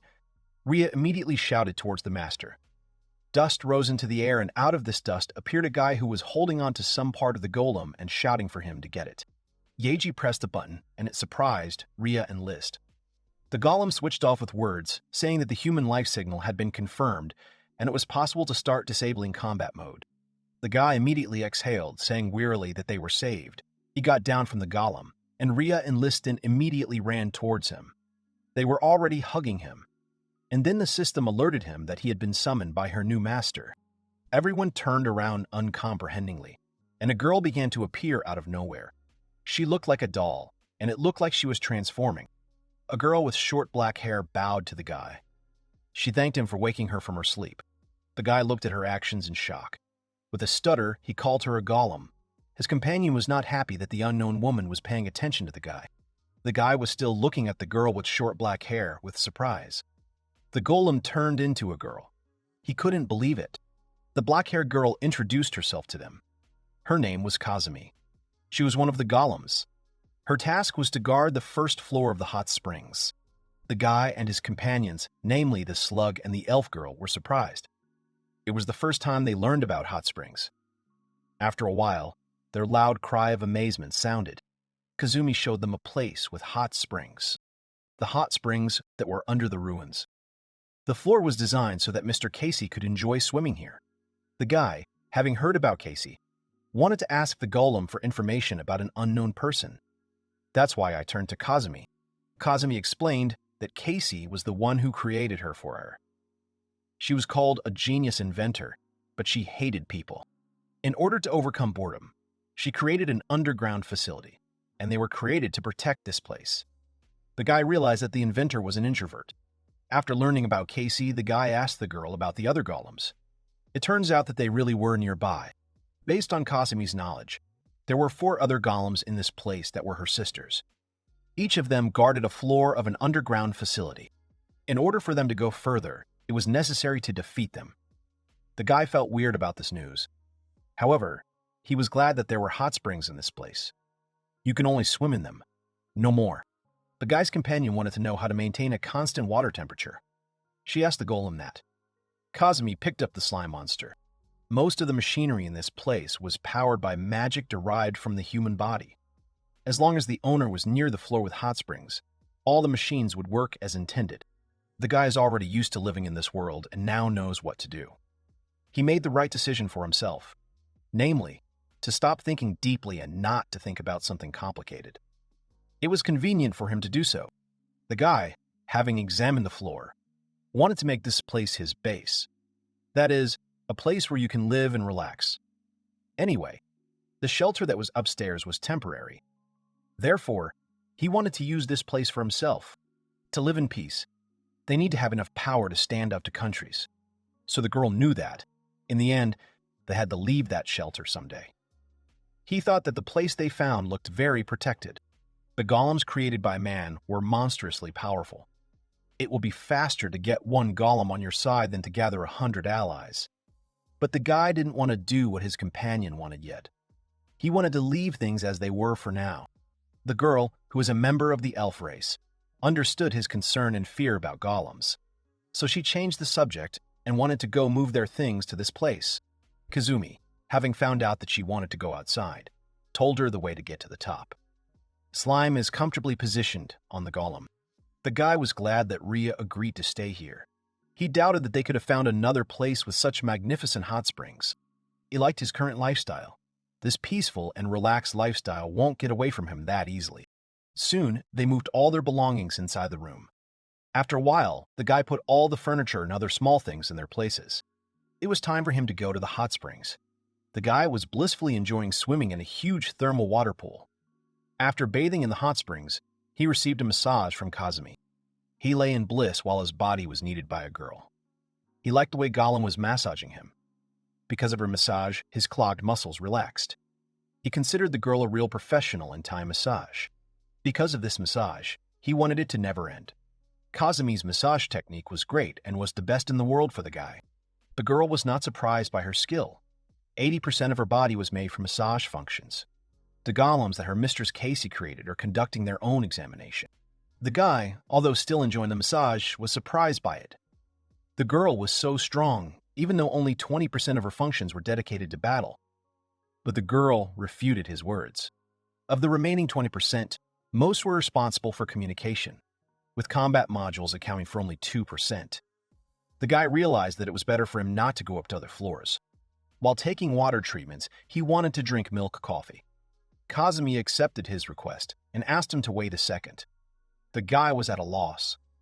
Turning his head to the girl, he saw that she had brought him a drink in a jar. To Kazumi, humans were strange creatures, and her mistress, Casey, also demanded milk coffee after taking a bath. The guy was shocked that this drink existed in this world. He immediately opened the closed drink can with interest. But after that, a foul and unpleasant smell came out of the jar. Coughing from the terrible smell, the guy had to quickly cover his nose. It turned out that the milk had already used up its time, so it smelled terrible. Kazumi also covered her nose from the unpleasant smell. She apologized to the guy because milk coffee had been stored for 10,000 years. It seemed like a miracle to the guy that the jar was intact after so many years. After that, the guy wanted to go swimming in the hot springs again to refresh himself. There were quite a few pools in this place, so the guy thought to try out each of them, such as an electric pool, a milk pool, and a jacuzzi. The guy turned around and noticed a man standing behind him. It was Rhea. The girl, covered with one towel, looked at her master in embarrassment. Seeing her in only a towel which barely covered her important body areas, the guy looked at the girl with confused surprise. With his eyes wide open, he told Rhea that they had agreed to take turns swimming because the bathhouse was combined. The girl timidly replied that she was just thinking about her duty as a servant to rub the master's back. She looked down at the floor, flustered and drooping. The guy didn't want her to be sad, so he agreed to her proposal. Since that was the case, he would accept her help. There was nothing he could do. It just happened that way. This is only part of the girl's duties. There was no other meaning in it. The guy was embarrassed by the girl's presence anyway, but he couldn't stop thinking about it no matter what. The sight of a girl helping him was too tempting. Yeiji wasn't sure if he could take his eyes off the girl. While she was trying to douse him with water from the shower, the guy was looking at the mirror. He saw Rhea's reflection in the mirror. This was noticed by the girl herself. Instantly, she turned her back to the guy and covered herself with her hands. Rhea was confused by what he was watching. However, the girl thought of something else. It seemed to her that the guy had noticed her because her body was ugly. But Yeji refuted her self-deprecating words. He told her that, on the contrary, her proportions were very attractive. Inside, his words made him feel sick and ashamed. Ria was happy with what the guy said. She thanked the guy for his compliment. The girl never thought that she would be praised for such ugly body proportions. It turns out that in this world, most admired the small proportions of the body. In turn, for everyone, the large size gave the impression of stupidity, obscenity, and sloppiness. The guy realized that in another world, the standards of beauty were different from his world. In any case, it didn't matter to him. He was a member of the club of lovers of large proportions of the body. Ria was culturally shocked that the guy was part of an unknown faction of lovers of large proportions of the body. It seemed to the girl that Master Yeji was a very kind gentleman. Therefore, she is surprised that he is in such a faction. She was trying to find out from the guy if his words were a joke or an improvisation to comfort her. After all, he had an outstanding literary talent. Upon learning that he was indeed a member of such a club, the girl was happy. It was an honor for her to meet him. Iji was surprised that a large-scale faction was so unpopular in this world. He didn't even know how to convince the girl that he really liked her appearance. Then the girl asked him not to look at her until she gave him permission. Iji agreed to her request and turned away from the girl. Ria, embarrassed, took out a bottle of gel. The guy felt a pleasant smell near him. Ria asked Rosa to order this body gel for her. It could only be obtained in the royal capital. The girl frothed up the gel. She told the guy that it was the beginning of her duty. At this time, there was the sound of a towel falling. The girl, left without clothes, touched her boyfriend's body. She applied the created foam gel to her body. The guy was startled by her sudden touch. The girl tried to apply foam on Yeji's back with her body. The same man was both shocked by her actions and deeply embarrassed. He looked at her questioningly with panic. The girl immediately drooped and became saddened by his movements. She thought that the guy was uncomfortable with her actions. With a sad face, she informed him that she thought Tom would be pleased. After all, he had told her that he liked her large body proportions. Ria still hadn't moved away from the guy, so he could feel the touch of her body. Yeji was very pleased. He was happy about it. The girl noticed his happy expression. Soon, she also noticed his reaction to touching her body. The guy was very confused by this. However, Ria did not pay attention to his embarrassment. She was so glad that her master liked her large body proportions. The girl hugged Yeji with happiness. The girl was beaming with happiness. Therefore, the guy no longer felt much embarrassment towards her and accepted all her actions. After Ria applied the gel to the guy's back, she asked Yeji for permission to rub the front of him. He was excited and confused by the request. The girl, not hearing his consent, was upset and again thought that he did not like her body. Because of her sadness, the guy needed to give his consent. But if a girl starts washing his front, then he probably won't be able to restrain his body's reaction to the pretty appearance of the girl. From this thought, the guy began to fantasize how he would enjoy himself with a girl of the elf race. He felt that they would then cross the point of no return. Yeji was worried about the girl, whether she would be okay after that. He was also worried that Ria didn't really like him. He was confident in her respect due to the fact that the guy was the only person on this planet. As far as he knows, the only reason she adored him was because he was human. The guy didn't know she liked him as a person.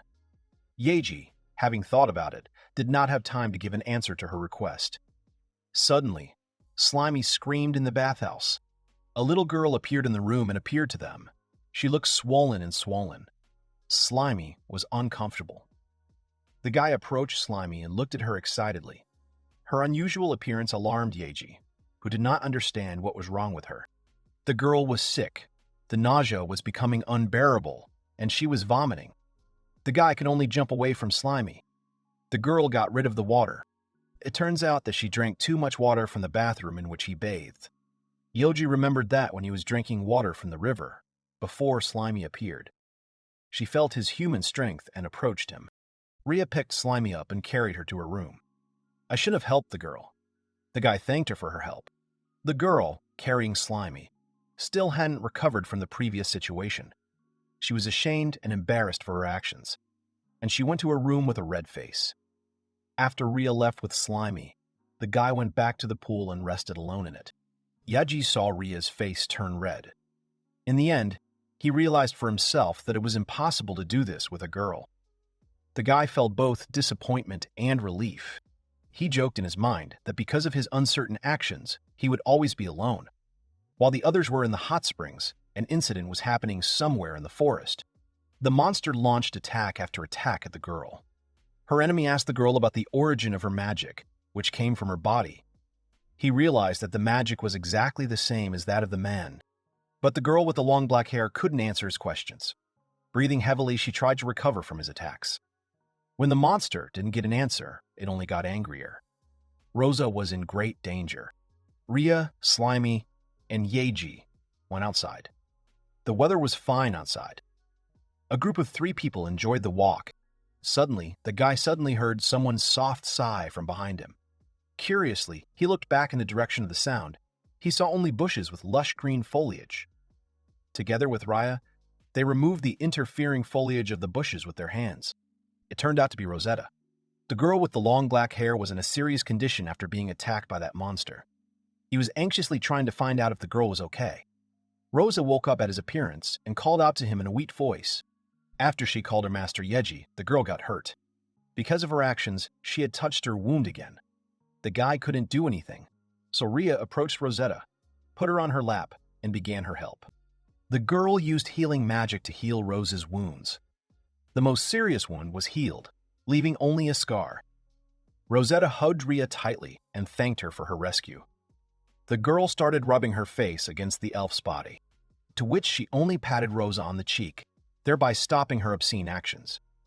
Rosetta told them to leave. Dex, that's the name of that monster, is coming to this place soon. Everyone frowned at the news of Dex's arrival.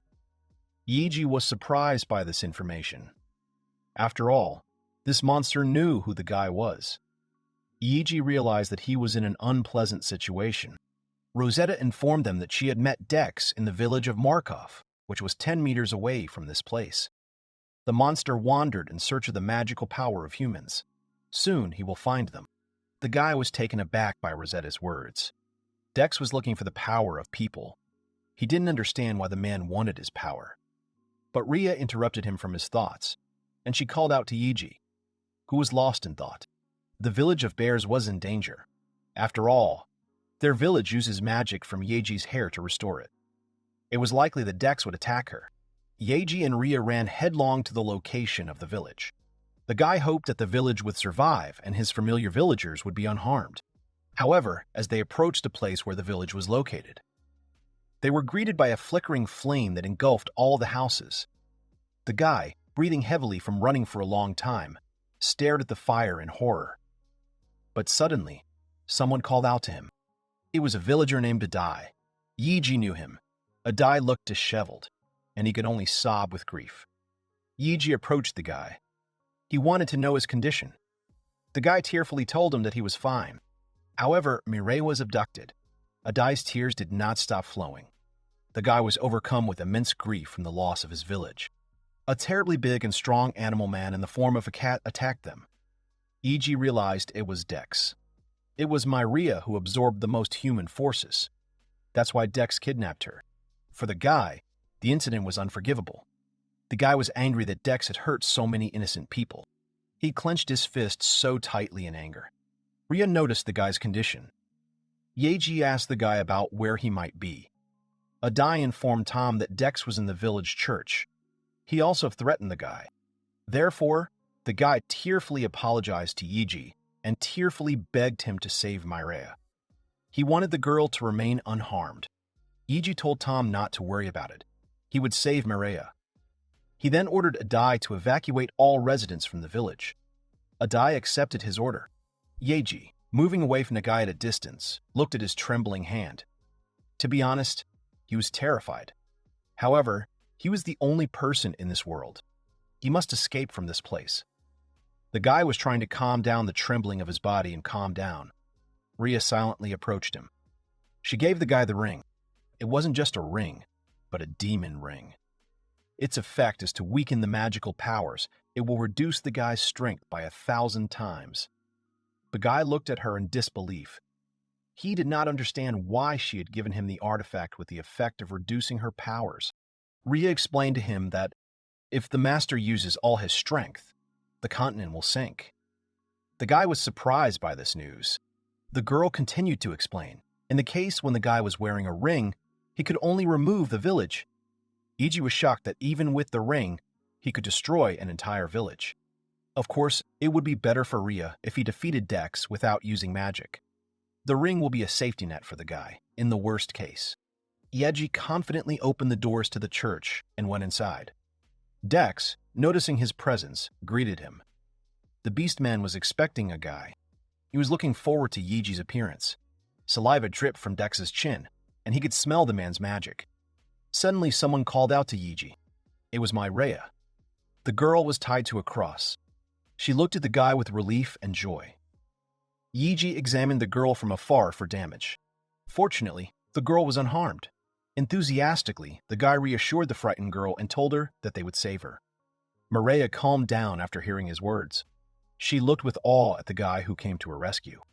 Unlike Yeji, who was overwhelmed by a huge amount of magic, Rhea was a combat expert for the famous Royal Knights. She would be able to handle Dex without serious consequences. That's why the guy didn't use the attack. He gave the command to the girl to attack. Rhea understood his order and began preparing for the attack. The girl, as a member of the elf race, could use magic. Several fireballs appeared in the air. Rhea, using the magic spell Flaming Bullet, launched an attack on Dex. Dex stared at their approach in surprise for a moment, but he regained his composure and grinned. The fireballs had a little distance left to attack the guy, but they soon disappeared. The guy and the girl looked at Rhea's failed attack with shock. It turns out that Dex had surrounded a barrier near his body that prevented the fireballs from damaging him. Rhea and Yeji were shocked by this. Dex used the anti-magic shield spell. Kazumi had the same shield. The guy understood the gravity of the situation. After all, somehow Dex could use human magic techniques. Rhea also noticed this. She informed the guy that Dex was able to gain more powers from the relics than the elf herself. Yeji started to put his hand in his pants pocket. The guy pulled out the ring that Rhea had given him. If the girl's attacks didn't help, then he would have no choice. The guy stopped at his own thought.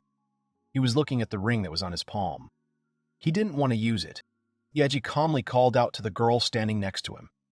He ordered her to take Rhea with her and leave the building. The guy put the ring on his finger. It is decided. He will rush into battle. After his words, the guy turned his full attention to the opponent. He calmly awaited their next attack. The girl accepted her master's order. Instantly disappearing from her seat, she asked him to do his best to defeat their enemy. Rhea used her powers to fly up. She was trying to get to Rhea. That's what the beastly cat noticed. The girl landed on the wooden cross to which Rhea was tied. Rhea unleashed Dex as hostage with her fire magic. Suddenly, a beastman approached her from the side. He swung his arm with powerful sharp claws and attacked. However, the girl, holding Rhea in her arms, easily dodged. Rhea, carrying Rhea in her arms, managed to escape from Dex. She headed for the exit. The guy saw the girl leaving the church, and his order was obeyed. Dex noticed the girls leaving, but he didn't care. After all, the Beastman wasn't interested in them. He just needed a guy. Yeji was annoyed not only by the animal-like cat's actions, but also by his rude appearance. He couldn't stand old people like that. So the guy tried to introduce him as a beautiful girl. The guy in his head activated the filter of a beautiful girl. Immediately, the animal boy's appearance was changed to an attractive girl with cat ears, even though the guy was trying to present his opponent as a seductive animal girl. But he couldn't filter her actions and words. Instantly, the attractive girl began to change into an animal-like monster who only wanted to eliminate the guy. Yeji felt unwell. Therefore, soon the filter of the beautiful girl was removed, and the terrifying appearance of Dex appeared in front of him again. He attacked the guy, but Yeji was able to dodge. The guy was lucky to react. If he had done it a second later, Dex was surprised that the guy was able to dodge. Yeji stood up and looked at his enemy, worried. Yeji wanted to use what Rhea had taught him to defeat Dex. Yeji, like Rhea, used a Flaming Bullet fire magic spell. However, compared to the girl, a fireball of enormous size appeared in front of him. The guy couldn't believe it. He stared in shock at the fireball he had created. Dex was surprised too. However, the Flaming Bullet was activated, so she headed for the beast guy. A stunning, powerful explosion thundered in the church. Yeji fell to the floor. He was shocked by the power of his magic, and he also put on a ring. The church was in a dilapidated state from the power of the blow. The guy thought it was a cooking spell. He remembered how Ria had used him for exactly that purpose. Yeji was amazed that he had only used 1,000th of his strength. Suddenly, a malicious giggle sounded near the guy. It was Dex. He turned out to be unharmed after the guy's attack. The beastly cat praised the guy. Yeji looked at him in amazement. After all, he was able to withstand such a fireball of enormous size. Dex never thought that one day he would experience Inferno, the legendary fire magic. But that's what he expected from a human. The guy was embarrassed by the name of his attack. Dex, in a shabby state, reached into his trousers with his paw, trembling. He began to look for something in himself. Yeji didn't understand what he was doing.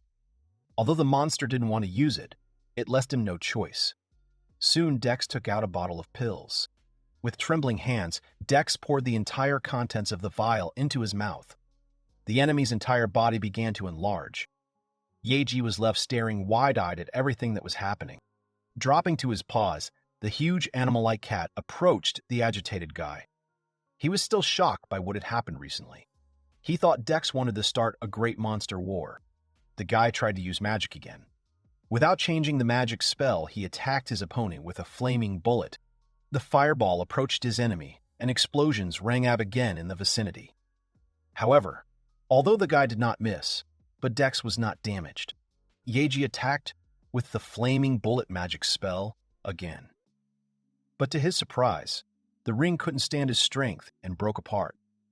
The Beastman started his attack on Yeji. He thought he would defeat him.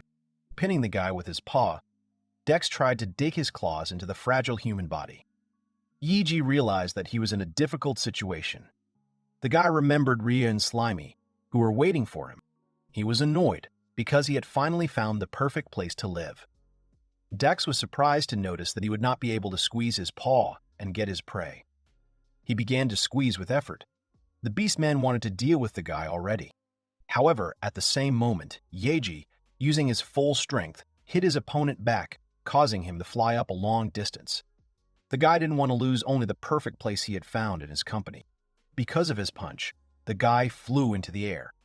Yeji regained his composure and dropped to the ground, bumping lightly. The guy immediately woke up. Turning in all directions, he looked for Dex. Suddenly, the fall of his huge opponent. The guy stared in amazement at the crater that had formed, in the middle of which was the opponent who had lost to him. Yeji realized that he had won. The girls ran up to the winning guy. They grabbed him in their arms. Ria apologized for not leaving the guy, because she was afraid for the guy's condition after the explosion. Yeji was enjoying their hugs. He's happy that he could feel it. The guy became strong after he arrived in this world. It is possible that magic has significantly strengthened his physical body. Anyway, everything was fine. The guy looked at the worried girls in his arms with a smile. With his strength, he will be able to protect everyone. Yeji, delighted with the victory, hugged Maria and Ria in return. He was glad that they were okay. The girls were happy that the guy not only hugged them back, but also worried about them. Adai quickly approached the company. The guy was also happy that his sister was unharmed. The girl was saved. Adai wanted to get closer to Maria and hug her too, but she pushed him away from her, not giving him a hug. Maria was outraged that he wanted to hug her, taking advantage of the situation. Adai was happy. He told the girl not to be shy about him. But Maria did not stop her indignation. Yeji was embarrassed. He dealt with Dex, and now they're living a peaceful life again. Yeji and Ria awkwardly watched the frivolous exchange between brother and sister. Yeji helped the villagers to remove the remains of burned houses. Children were having fun around him. After a while, the tired guy landed on the grass to rest. Most of the work was already over. Dex attacked the bear village, but Slimy managed to put out the fire. Due to the properties of her body, she absorbed water into herself and destroyed the sources of flame. Yeji was called. It was Ria. The girl, holding a handkerchief in her hands, began to wipe the sweat on the guy's forehead. The guy helped rebuild the village with Ria. Dex attacked the village because of him, so he decided to take responsibility for the destruction. The guy gained strength to continue helping the villagers. Ria was admiring her handkerchief. She was glad that she was able to wipe the guy's sweat. Now the handkerchief was a memory of the guy. The girl brought the cloth closer to her face and began to inhale the remaining scent of the guy on the handkerchief. Yeji turned to her questioningly from her movements, but the girl immediately removed the handkerchief. The guy also remembered that he had destroyed the village's church with his magic, so he apologized, but they told him not to worry about it. The residents had already restored it. Moreover, they created a bronze statue of Master Yiji. From that day on, there were no other deities for them except Master Yiji. The guy was embarrassed by this. The royal guard, led by Rosetta, arrested Dex. Dex went overboard with the use of the relic, which affected his intelligence. He couldn't even talk. Now, there's no need to worry about information leaks. But I felt a little sorry for him. The guy was worried about where Dex was able to get the relic from. Yiji had an idea about the existence of other people in this world. But the heavy thoughts disappeared. He was distracted by Slimy in his original form. Yaji relaxed and stopped thinking about it. He already had a lot of problems, but at least he dealt with Dex. So the quiet days are back. The next day, the guy woke up chained to his bed. He was left in only shorts. His limbs were shackled. The guy stared at the ceiling in disbelief. He didn't understand what was going on. When he suddenly noticed Kazumi sitting quietly next to him, Kazumi confirmed that she had chained the guy down. But Lady Ria was the one who ordered Kazumi to chain the master's body. Yoji didn't understand why Ria ordered Kazumi to do this. Soon the girl he was discussing came up to them. The guy tried to find out from Ria why she did this to him. But she didn't come into the room alone. There were other girls with her. Maria, Rosetta, and Slimy approached the guy lying on the bed and greeted him. Yeji was shocked by their presence. He still didn't understand what was happening. Therefore, with amazement at them, Ria informed the guy with a smile that they would have a training session that day, which she had already told him about earlier. The guy remembered that she had told him something, but he did not know the exact details. After all, at that moment he really wanted to sleep. Turning towards the girl, he asked the girl with some concern about his role in the training. Ria answered him with a reddened face. Yeji didn't have to do anything. Just lying on the bed was enough. The guy was amazed at her words. Why he didn't have to do anything? He still didn't understand what was going on. Ria started training. She kissed him. Now he understood what was going on. It wasn't a workout for him. It was for Ria and the other girls. The girls watched their whole process. Rosetta was jealous of Ria and was unhappy that she was absorbed by the guy. Soon, Ria interrupted the process of obtaining magic. Turning to the girls, she urged them to get to work. They wanted to increase their strength with this training, and at the same time, the guy's defense would also increase. It seemed to Ria that it was more effective than if they were trained separately. The guy started fantasizing about all the girls, how he would train with them. He couldn't let that happen. Slimy suddenly came up to him and grabbed his hand. Upon contact with his skin, the girl's magical power increased, and because of this, she began to shine. Yeji was tickled by Slimy's touch, laughing as he tried to stop Slimy's effects on him. At the same time, Mireya was looking at him enthusiastically. If she kisses a guy, she'll pass out again, like last time. So, she tried to find a different approach to him. Approaching the guy's body, she began to touch his skin in embarrassment. Her heart was pounding loudly from her actions, when suddenly the girl opened her eyes wide. She felt the magic of the guy increase her strength. Mireya was completely blissful from the incredible feelings of the magic that overwhelmed her. The girl felt pleasure from the process. To the embarrassment of the guy, Mireya began to touch the guy with great zeal. She wanted to always feel this bliss. Yoji tried to calm the agitated Mireya and Slimy. Rosetta was watching all this. The girl still hadn't approached the guy, but she wanted to feel touching where her beloved Ria was touching. However, she didn't want to kiss the guy. After all, her heart belonged only to her beloved Ria. That's why she can't kiss Master Yeji. Ria was enjoying the guy at that moment. But still, Rosetta had already touched Yeji and still remembered the feeling of bliss after receiving his magic. At this time, the guy couldn't stop laughing because of the ticklish feeling from Slimy and Mireya. He tearfully begged Rosetta to save him. However, the girl did not help him solve the problem. Bending down, she, along with the others, began to touch the guy. It was an order from her beloved Ria, and she couldn't disobey her. The guy was in a difficult situation for him. Their touch tickled him, which made Yiji laugh all the time from the ticklish sensations. Hopefully, he turned to the remaining girl. Yeji began to beg Ria to save him from the ticklish sensations. He wanted her to release him from captivity. However, Ria did not understand him and thought that he had asked for something else, namely, to kiss him again. The girl with flushed cheeks bent over the guy again and kissed him. After that, they all touched his body until they fainted from the overabundance of their powers. Kazumi praised his self-control. One warm day, while the guy was lying on the bed, Ria leaned over to him with reddened cheeks and kissed him. She looked at the guy excitedly after she kissed him. The girl was happy to be with him. Suddenly, a girl from the village of bears approached Yiji and Ria, who were lying there. Maria called out to the guy. The girl with the bear ears asked the guy for permission to join them. The guy looked tired, but Yiji agreed to her request, to Ria's surprise. Mireia happily ran up to him. Approaching Yiji, she kissed him too. Ria was trying not to be jealous of the guy. Ever since he came to this world, the days have passed exactly like this. After contacting the guy, Mireia felt a surge of magic. As she thought, Yiji's relic is magnificent. Mireia felt a sharp increase in her energy in her body. The guy's biomaterial had strong magical energy. It looks like it can be used to strengthen other creatures. Thus, he strengthened his comrades. Therefore, he had nothing to be ashamed of. At the same time, Ria and Mireia attacked the guy. They wanted to kiss him again. The guy was taken aback by their pressure. However, he had to give in to them and receive every kiss. Because of the sound, Slimy and Kazumi were distracted from their hobbies. After a while, the beaming girls finally left the guy alone and went to breakfast. He was lying wearily on the bed with reddened lips after everything. Ria told Mireia not to forget to put the sample back after breakfast. The tired guy was attracted by her words. The guy was interested in what Ria said. He wanted to know what kind of sample it was and why they needed it. But Mireia, winking at the guy, only told the guy that it was a secret.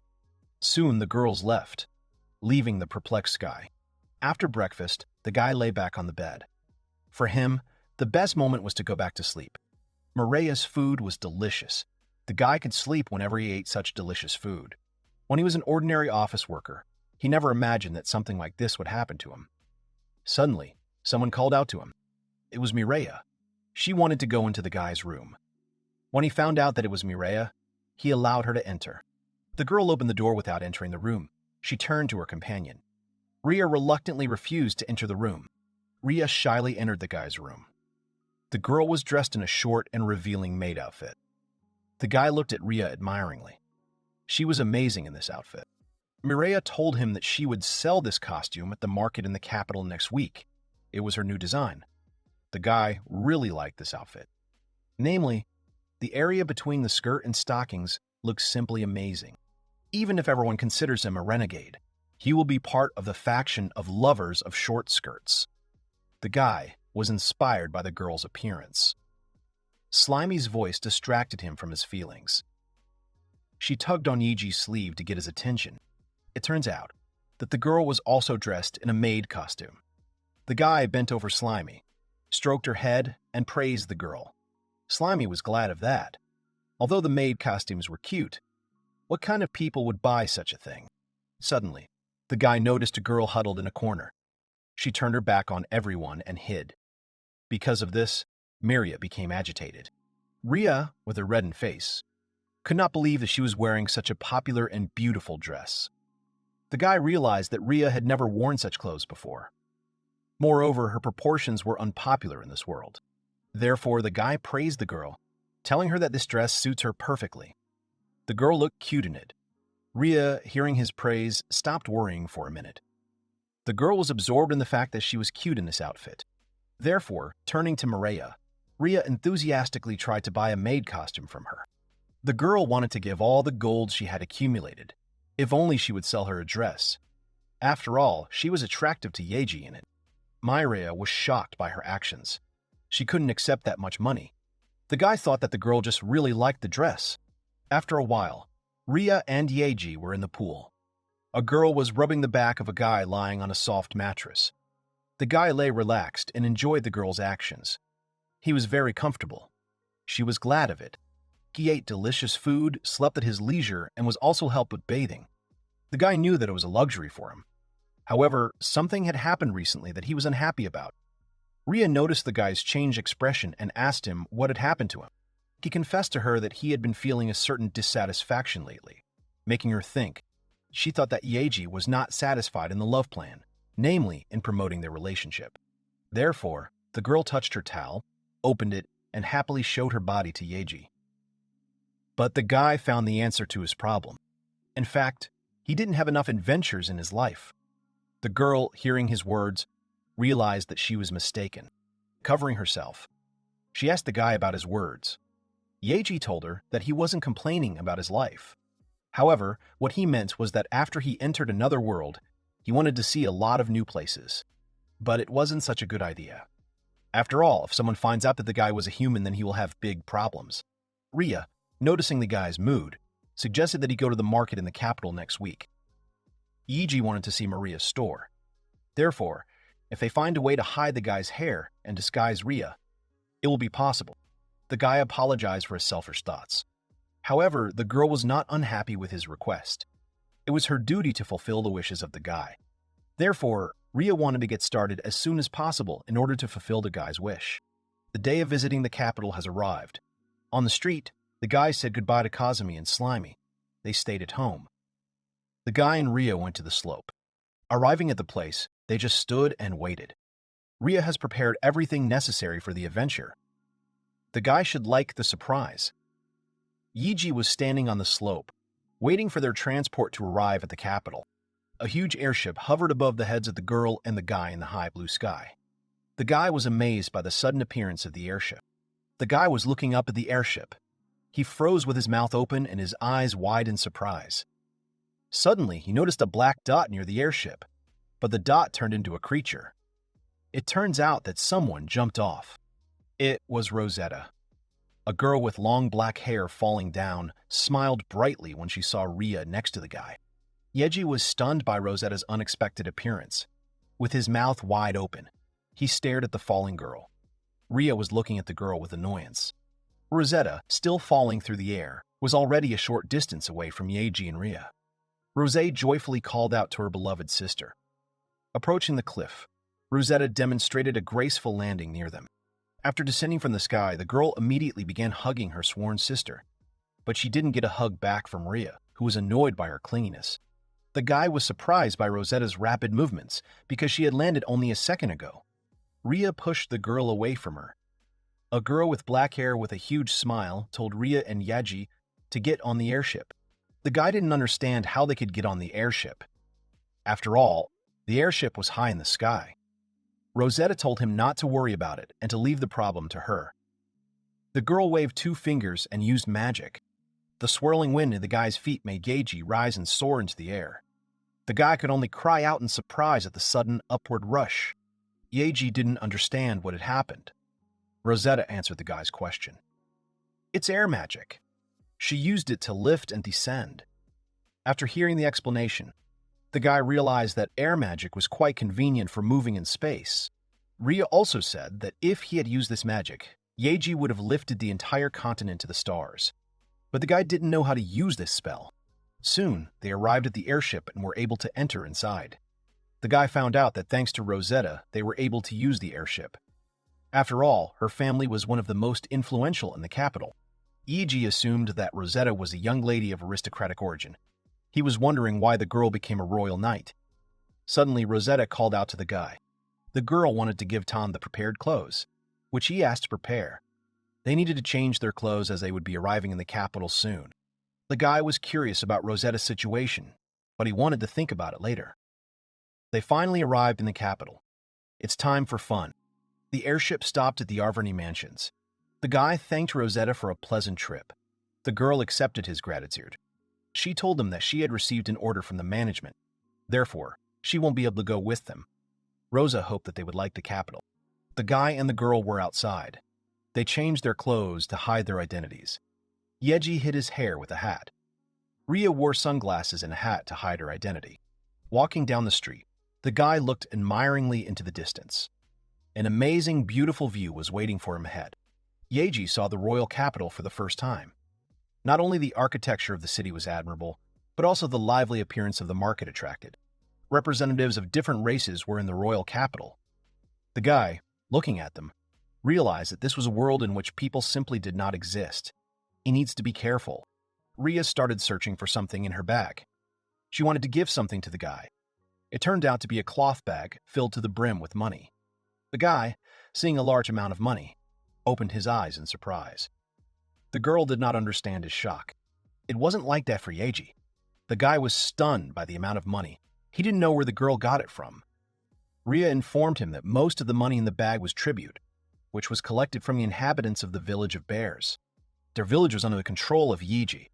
Most of the village's income comes from the guy's relics, so it was okay to take a cut from them. The guy would never have thought that one day he would collect tribute. Therefore, realizing that it was a tribute from the village of bears, the guy wanted to consciously spend the money he received. Looking up, he noticed a man selling guns in the market. He was sitting on the ground, his weapons spread out on the blanket. The guy came up to him and sat down to take a closer look at the product being sold. He felt the fantastic feeling he was looking for. The old man asked him if he was an adventurer. The man looked at the guy, studying him. His deep and searching gaze took the guy aback for a moment. When he saw the man, he realized that he was more likely a dwarf. Yeji replied negatively to the old man. Then the guy thought about who he was. After all, he didn't really do anything in this world. When he suddenly came to his senses, he remembered about the seller. The old man told him that he couldn't be an adventurer with such a frail body. Therefore, the man could not sell him a weapon. He rudely tried to chase the guy away. Yeji was embarrassed. He just wanted to see the old man's goods. He probably interfered with the work of this seller. Ria resolutely approached the seller. Swinging her foot, she deliberately landed a blow right next to the seller's head. Ria was angered by the old man's rude behavior. Angrily, she informed the old man if he knew who Yeji was.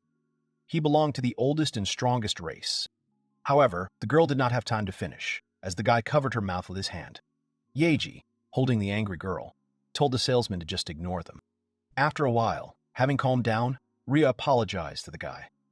Yeji told her that it was okay, because the girl just wanted to protect his honor. But the girl was still upset about the recent incident. She let the guy down and almost revealed his origin. Yeji, seeing the deeply saddened girl, wanted to cheer her up, so I offered her something to eat. It turned out that they were selling kebabs made from the larvae of the Mamadala butterfly. It might have looked unsightly, but it had a creamy taste. The guy was embarrassed by this information, so he pointed to another stall with meat on a spit. The girl explained that it was a barbecue made from an orc child. Because of her explanation, the guy lost his appetite. Ria thought everything was fine. She wanted to buy him some food from these shops. But Yeji refused. He was no longer hungry. The guy asked the girl where she wanted to go. It had been a long time since she had been able to visit the capital. The guy wanted to thank her. The girl looked at Yeji with admiration because of the kind words of the guy. She wanted to go to a store she was interested in. Of course, it was a clothing store. They only sold underwear for girls. The guy realized that there were such shops in another world. Suddenly, Ria asked the guy to pick out and pick up her clothes from the store. She was embarrassed. It was her first time visiting such stores. Therefore, Ria did not know what to choose. Yeji didn't know much about this area either, but the guy couldn't refuse the girl. He saw clothes with a mature design, but it didn't suit Ria, as she had a great figure for it. Ria thought Yeji liked this design, but he remained silent out of embarrassment. The girl thought sadly that he didn't like this design. Yeji admitted that he didn't like this style. Therefore, Ria offered her master other styles. The girl showed the first style of underwear. The guy said that these clothes were suitable for Ria. The girl immediately bought it. The second style of underwear was more closed compared to the first. The guy liked the clothes too, so Ria bought it. After buying the clothes, Ria thanked Yeji. In the end, she bought everything that the guy liked. The girl was excited that he was carrying packages, but the guy wanted to thank the girl, so he told her not to worry about it. Then they went to the hotel that Ria had chosen. Soon, the guy and the girl approached the building. The girl informed the guy that they would stay at this hotel for the night. The entrance of the building was unusual. The lighting consisted of heart-shaped lanterns. It was a love hotel. Yeji could only stare wide-eyed at the hotel the girl had chosen. Ria looked at the guy with embarrassment. She bought clothes for the night. After a while, they entered the room of the love hotel. The room was decorated in pure pink. There was only one double bed. Ria explained to the guy that all the luxury hotels were under the patronage of important people. Therefore, it was best to hide in this hotel. Yeji was surprised when Ria brought him to this hotel. But if the girl had told him the truth, then he thought it was better to stay in this place. Just because they would share the same bed didn't mean that inappropriate feelings should appear between them. That's what the guy thought. However, when they were about to go to bed, Ria suddenly started lifting the bottom of her dress. The girl took off her dress completely, remaining in the clothes she bought at that store today. She stunned the guy with her actions. Ria, I pretended that I hadn't done anything wrong. She explained to the guy that she just wanted to show him the clothes she bought today. The girl began to turn around, thereby showing herself from all sides. Yeji was able to take a full look at the girl. He nervously swallowed his saliva. Feeling overwhelmed, the guy quickly approached the girl. Ria could only flinch in surprise at his sudden approach. Yeji was excited by the sight of the girl. He hugged her. The clothes fit Ria perfectly. Bending down to the girl's ear, he sweated and blushed all over, confessed to the girl that he would no longer be able to restrain himself. Ria has finally achieved her goal. She was glad that Yeji was finally interested in her. She smiled sweetly at the guy with flushed cheeks. The guy realized everything. From the lingerie store to the love hotel, Ria has planned everything. Yeji began to help the girl. He diligently tried to unbutton her outerwear. If Ria wanted this, then he needed to be a man. Ria lowered him down to the floor between the guy's legs. His whole face turned red from her actions. The girl wanted to start the service. Smiling sweetly at EG, the girl began to provide the guy with a honey trap. The guy could only tremble from the pleasant and incredible sensations. It was his first time. While the girl skillfully brought pleasure to the guy, Yeji said goodbye to his first time. He no longer cared about the consequences. The guy just wanted to give in to his desire and pleasure. EG was blissful. The next day, as soon as the sun's rays entered the room, the birds could be heard singing early in the morning. The guy stared speechlessly at one point. He was in a drooping and dejected state. The guy, in the end, couldn't accept losing his first time, perhaps because of all the human relics. His biomaterial had the most magical power during the process. Therefore, Raya, having received the guy's magical power from touching the biomaterial, lost consciousness. The girl who could kiss a guy for 10 minutes in a row instantly fainted, thus leaving the guy alone. While the guy was thinking about his recent failed experience, the girl woke up from a faint. Ria called out to Yeji. The girl felt upset and guilty about yesterday's incident. Ria apologized to Yeji. She was hopeless. Yeji only smiled and comforted the upset and saddened girl. He told her that they would gradually get used to it. The girl was touched by the guy's words. With tears in her eyes, she looked at him admiringly and reverently. The long-awaited final exam for the first time loss program has been postponed. After waking up, the guy began to enjoy spending the day with Ria. A guy and a girl went outside for a walk. They were surprised by the large number of people in the capital. On this day, it turns out, a fair was held in the royal capital, which happens every 2 years. The guy was amazed by this information from Ria. Yeji was walking with Ria, but suddenly a girl called out to him, drawing his attention to himself. It was Mireya. The girl, who was a short distance away from the couple, waved at Yeji. Yeji saw that it was his friend. He wanted to approach a girl he knew, but noticed a queue of staggering length near her shop. Yeji looked at her in shock. The guy had heard that Mary's clothes had become quite popular.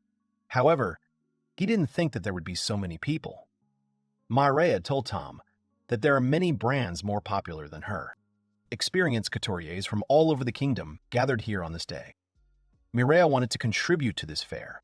It was her first step towards becoming a designer in the capital.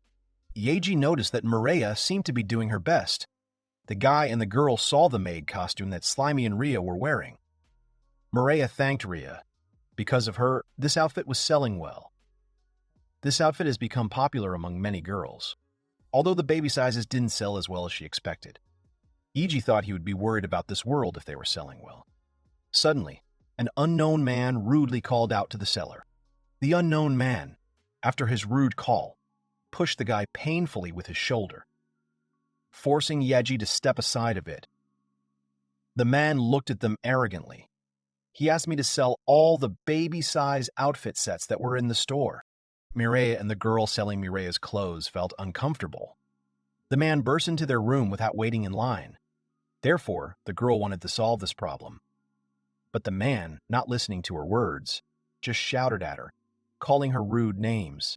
Yeji was worried about the rude customer. The man's knight informed everyone that he was the Marquis of the kingdom's capital, namely, the Marquis of Cyber Red Star. After he was introduced, Cybern arrogantly wanted to continue his purchase. Ria knew the Marquis of Kiverny. The guy looked at the girl questioningly. He wanted to know about this rude man. He was a famous noble from the capital.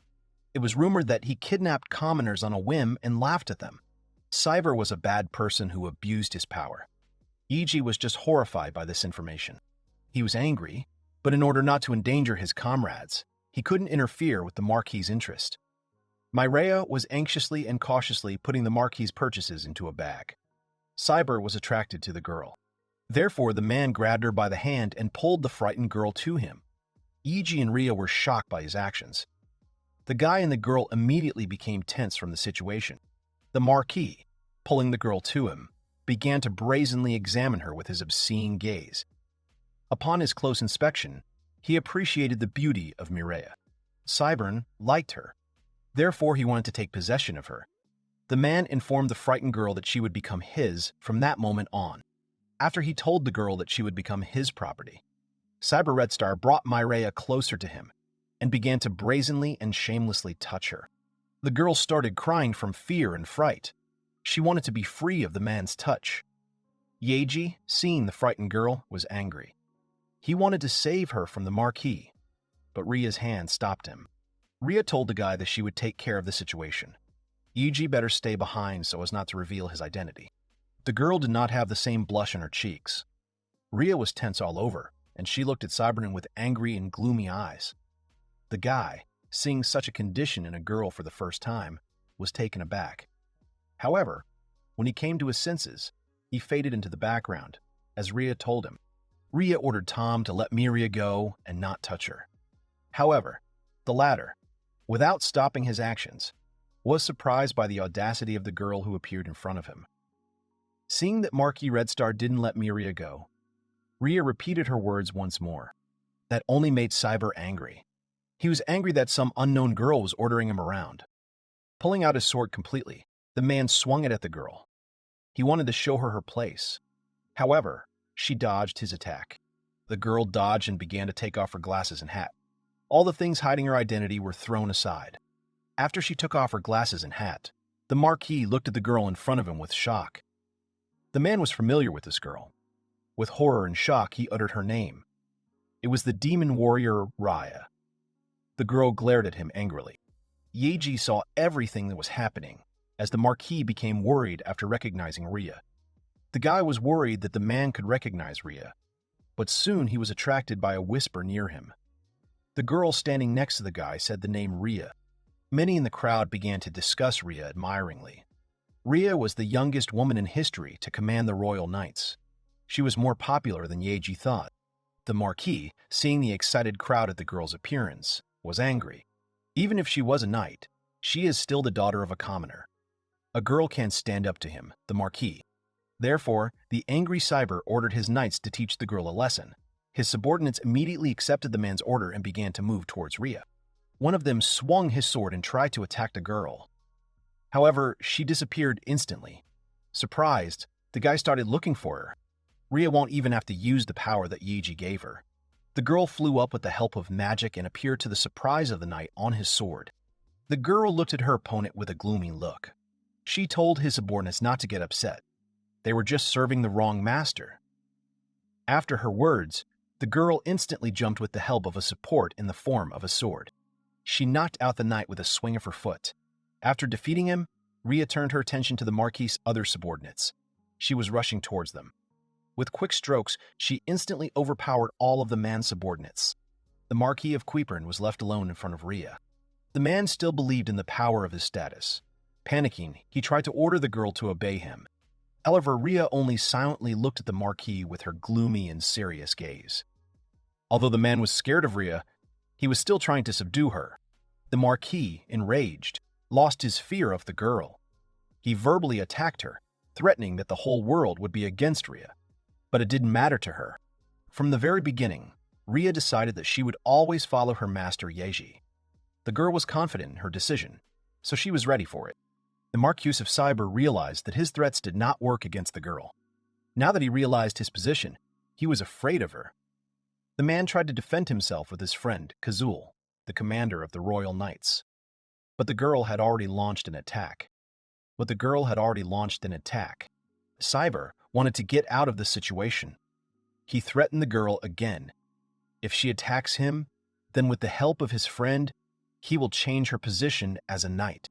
However, Rhea was not afraid of his threats and hit the arrogant and terrible Marquis with all her might. The girl took out her anger on him with this blow. From her attack, the man flew away from his place, hitting 3 times like a stone on water. Rhea informed him that her place would always be next to the master. Yeji looked at the girl with admiration. She was beautiful at that moment. The guy was touched by her words. Suddenly, he was distracted by a sound. The crowd, watching everything, was excited and happy about the victory over Cyber. They admired the girl. Worried, Maria ran up to the girl. She thanked Rhea for her rescue and for dealing with the creepy Marquis. The girl hugged Rhea and was still thanking her. Maria was crying from her overwhelmed feelings. The recent incident had scared her seriously. Suddenly, someone called out to Rhea. A representative of the elf race warned the girl, informing her that the knights had heard the noise and were heading in their direction. Yeji realized that they were in a difficult situation. If the knights see the Marquis' unconscious body, they will think that Rhea has betrayed them. The crowd of representatives of different races began to persuade the girl to run away. They wanted to help her avoid being caught by the knights, so they hurried the girl away from the scene. They were happy and grateful to the girl for teaching Kaidbiren a lesson. Yeji was happy for the girl. So many residents adored her. The guy felt a change in his position. It turns out that the girl picked him up like a princess. Rhea thanked everyone with a smile. Yeji was embarrassed by the situation. A crowd of residents saw Rhea carrying a guy in her arms. They wanted to see her lover's face and wished her happiness. While the girl, holding the embarrassed guy in her arms, was trying to move away from the scene, someone was looking at them from the roof. An unknown person noticed that Rhea's magic power was undoubtedly human, which meant that the guy who was in her arms was a human being. They finally found the one they had been looking for, a Mizaki Yuji. The one who was looking at them was the guy in the black cape. He was wearing a mask that hid the upper part of his face. There were also patterns painted on his cheek. There was a girl next to him, a girl with 2 long tails. Her distinctive feature was the wings on her head. The guy's companion did not understand who from the crowd was the same Yeji. Yeji's study of the capital has been completed. High in the sky, an airship with Yeji, Rhea, and Rosetta was slowly flying. While the girls were chatting, he was looking out the window at the beautiful view. A lot happened to them in the capital these days, but it was fun. His relationship with Rhea has also progressed significantly. The guy dreamily recalled what happened to him in the Love Hotel. Suddenly, the guy remembered something. He wanted to know where Rhea had gone out last night to sort something out. It turns out that the girl went out last night to get rid of the Cyber soldiers. The guy was just speechlessly surprised at how calmly Rhea informed him about this. Rosetta informed Rhea that there were more than 100 soldiers in the villa of the Marquis of Quipern, so she had to deal with them. Rosa was happy to help Rhea. Now the Marquis of Cyber Red Star is unlikely to decide to take revenge and harm them. The girl quickly dealt with such problems. Yeji asked his companion if everything was all right with her. Rhea looked at the guy with incomprehension. She did not understand what he was talking about. In fact, the guy was just worried about the girl. Because of yesterday's incident, she won't be able to be a royal knight anymore. The girl was not upset by the situation. Changing her position was not a problem, because her place was next to the master. The girl said this to the guy and smiled sweetly at him. She was happy with him. Yeji looked at the girl in awe. Rhea's words touched him. Saying the girl's name tenderly The guy leaned over to Rhea to kiss her, but the kiss didn't happen.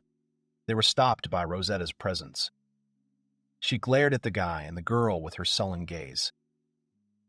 Rosetta, still looking at them, is unhappy. Told Rhea and Yeji not to do anything shameful. Bringing her face closer, she threateningly told them not to do it in her presence. The girl glared at them. Rhea and Yeji excitedly turned away from each other. They apologized to the angry Rosetta. The girl with the long dark hair was angry because of her envy of Yeji. He was able to kiss her beloved sworn sister. At the same time, a distressed and angry sigh sounded in one manner in the royal capital. It was the Marquis of Quiburn. The man was angry with the girl. He will never forgive her. His resentment towards her will never go away until he forces Rhea to pay him back for her actions. The man was trembling all over with bursting anger. He didn't know what to do. After all, most of his soldiers became incapacitated after Rhea dealt with them. Suddenly, a guy in a raincoat suddenly appeared in the Marquis's office. The Marquis of Quiburn was startled by the appearance of an uninvited guest. It was the man from the roof. While the knights stood in a defensive stance to attack the guy, he introduced himself to the Marquis as Grace. Grace told Cyburn that he was just a lowly demon. Red Star was surprised to hear that he was a demon. Demons like this guy rarely appear, and little is known about them. The man knew only one thing about demons, which everyone knows. They had a hatred for other races. Therefore, the Marquis angrily rose from his chair and ordered the frozen soldiers to expel the demon that appeared. However, the guy did not budge. He was not afraid of the soldiers' approach. After all, he wasn't the one they were going to fight. The guy in the black raincoat and mask turned to his companion standing behind him. She will be the one dealing with the knights, the man called out to the girl approaching ahead. Her name was Keenan. The girl responded to the guy's call. The knights did not expect that their opponent would be a little girl, but then they took their excitement away, because they had to follow orders. The men swung their swords. However, they did not injure her. The girl instantly disappeared from their field of vision. It was Kennan's turn to attack them. The girl appeared behind them with lightning speed and began to strike at them from behind.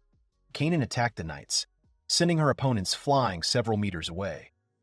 The force of the girl's punch was surprisingly powerful. The knights flew through the entire office of the Marquis and smashed the wall of the room. After the girl's attack, a huge hole appeared on the office wall. The Marquis looked at it with a cold sweat. The man was trembling with fear. He was scared by the girl's strength and stunned by her. Marquis Kyburn wanted to reach for his weapon. However, immediately the guy in the raincoat informed him not to do it. He didn't want to continue fighting any further. It would be a waste of time. The masked demon explained to the Marquis who the girl was. Keenan was a member of the vampire race, so she was strong. The Marquis realized his position. It was said that vampires were the strongest representatives of demons. Cyber Red Star wanted to find out from the demon who came to him what he wanted from him. The guy told his interlocutor not to worry. They could help Marquis Red Star get revenge. Cybern looked with dislike and disbelief at the bottle that appeared in front of him. The man wanted to know what was in the bottle. The pills were called DD. The guy informed him that with their help, the Marquis would be able to gain the power of humans. If Cybern cooperates with Grace, the demon will give him one pill. The man, although attracted by the guy's words, did not trust him. Therefore, the Marquis couldn't just trust the words of a guy who was a member of the demon race. However, the guy stuffed the pill into the Marquis's mouth, thereby silencing him. The man could only swallow the pill. After he did that, the guy let Cybern go. Cybern fell to the floor after swallowing the pill. Soon, the sound of clothes tearing could be heard. The muscles of the man increase in size, and the veins swell. Kanan silently and calmly looked at what was happening with the man. The Marquis got all the power from taking the pill. He initially had no right to refuse this deal. The demon wouldn't let that happen. The weather was fine outside. Slimy, after walking outside, returned through the cave to the house. Rhea wanted to know if Yiji liked the breakfast she had prepared. The guy praised the girl's food. Slimy was happily eating her breakfast. He also noticed that the girl had changed the food supply. She was even more beautiful this time. Rhea thanked the guy for his praise. Rhea has always believed that medieval dishes are not very tasty. Therefore, She used Mireya's food as a guide. Ria worked hard. Something caught Yiji's attention. He noticed how the girl was tensely trying to open the jar she had received from Adai. But Ria couldn't open it. Although Ria was a knight, the first thing the guy noticed was that she was a girl. Yiji took the jar from her and wanted to open it for her. Yeji was trying to open the jar. He was twisting the lid. But after a while, the guy even started straining to open the jar. He was surprised that the jar wouldn't open in any way. The guy thought that Adai had given them some kind of defective jam. The girls watched as he tried to open the jar. Ria was worried that he couldn't open it. Putting his hand on the lid, the guy wanted to open it this time. With all his anger and strength, he tried to turn the lid. However, he did not calculate his strength and crumbled the jar because of this. The jam shards flew in all directions. The guy looked at his empty hands in shock. Ria excitedly ran up to Yiji and wiped the scattered jam with a towel. But the guy was fine. He thanked the girl for her concern and wanted to ask Ria a question. The guy wanted to know if he could be extremely strong. The guy was still in shock from being able to break the jar with just his hands. Hearing his question, the girl was confused for a moment and could not find the words to answer. But then she came to her senses. The girl realized that he had seriously considered himself an ordinary guy before. Yiji was the strongest in the world for her. Ria won't be able to reach even a quarter of his strength. The guy still has a strong image of the time when he was a weak person in his original world. But in the end, he didn't feel like he had become stronger. Ria realized that the guy wasn't aware of his power. Yiji thanked Slimy. When he was fighting Dex, Yeji was in a difficult position. The guy felt his physical abilities suddenly increase. Ria explained to the guy that most likely his body-strengthening magic could have been triggered. The guy didn't know about such magic. The name spoke for itself. It was a body-strengthening magic. There are two ways it can be triggered. In the first case, it works spontaneously, and in the second, when the caster is in a difficult position. The last time this magic probably worked was when the guy wanted to open the jar. Yeji was embarrassed. The magic activated when he just couldn't open the jar. Slimy got tired and yawned. Ria told Yeji that he would adjust to the spontaneous type when he mastered this magic. Of course, she had no doubt that her master would be able to blow away mountains with minimal effort. Slimy returned to her original form. The guy, after hearing the girl's explanation, made a decision. From that moment on, he will start training and master this magic. Suddenly, a long, drawn-out sound was heard in the corridor. The attention of the guy and the girl was attracted to the noise. Rosetta was making that sound. She was trapped at the entrance. The little slimes attacked her, leaving a trail of slime on the girl. Her limbs were immobilized by vines. The guy with reddened cheeks looked at the helpless girl who was trapped. Soon Rosetta noticed the guy with the others. The girl verbally attacked the guy with resentment. She wanted them to hurry up and free her. Yiji asked Slimy to rescue Rose from the trap and give her the clothes. Tired, Slimy regained her human form and returned her clothes. Rosetta shyly put her armor back on. The girl was annoyed that she was left without clothes every time she arrived at this place. Yeji had told her that the unexpected guests would be neutralized as soon as they were found. Rosetta even felt sorry for the future unexpected guests. Rosetta remembered that when she was with Ria, this did not happen to her. Suddenly, the girl noticed Ria's unusual behavior. She was completely absorbed in her fantasies. The thought of playing with a guy using slippery slimes made the girl blush. But she immediately woke up from her obscene fantasies. Because I felt the eyes of the others on me. Ria pretended that nothing had happened and decided to change the subject. The girl asked Rosetta about her plans for the day. Rosa started taking something out of his bag. Rosetta's father gave her this fragrance, which he found in the country on the eastern island. The girl wanted to share it with Ria. The girl took out a jar of dark liquid. The guy, seeing the thing in his hands, was surprised. With rapt eyes, he looked at the contents in the jar. To his surprise, there was soy sauce in it. Soy sauce existed in this world. The food in this world was not heavily salted, so he longed for the taste of soy sauce.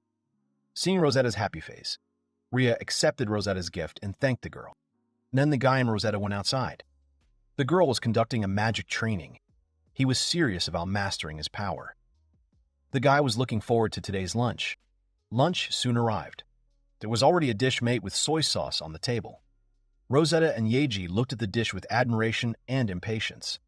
Rosa was happy that she could taste the food prepared by Ria.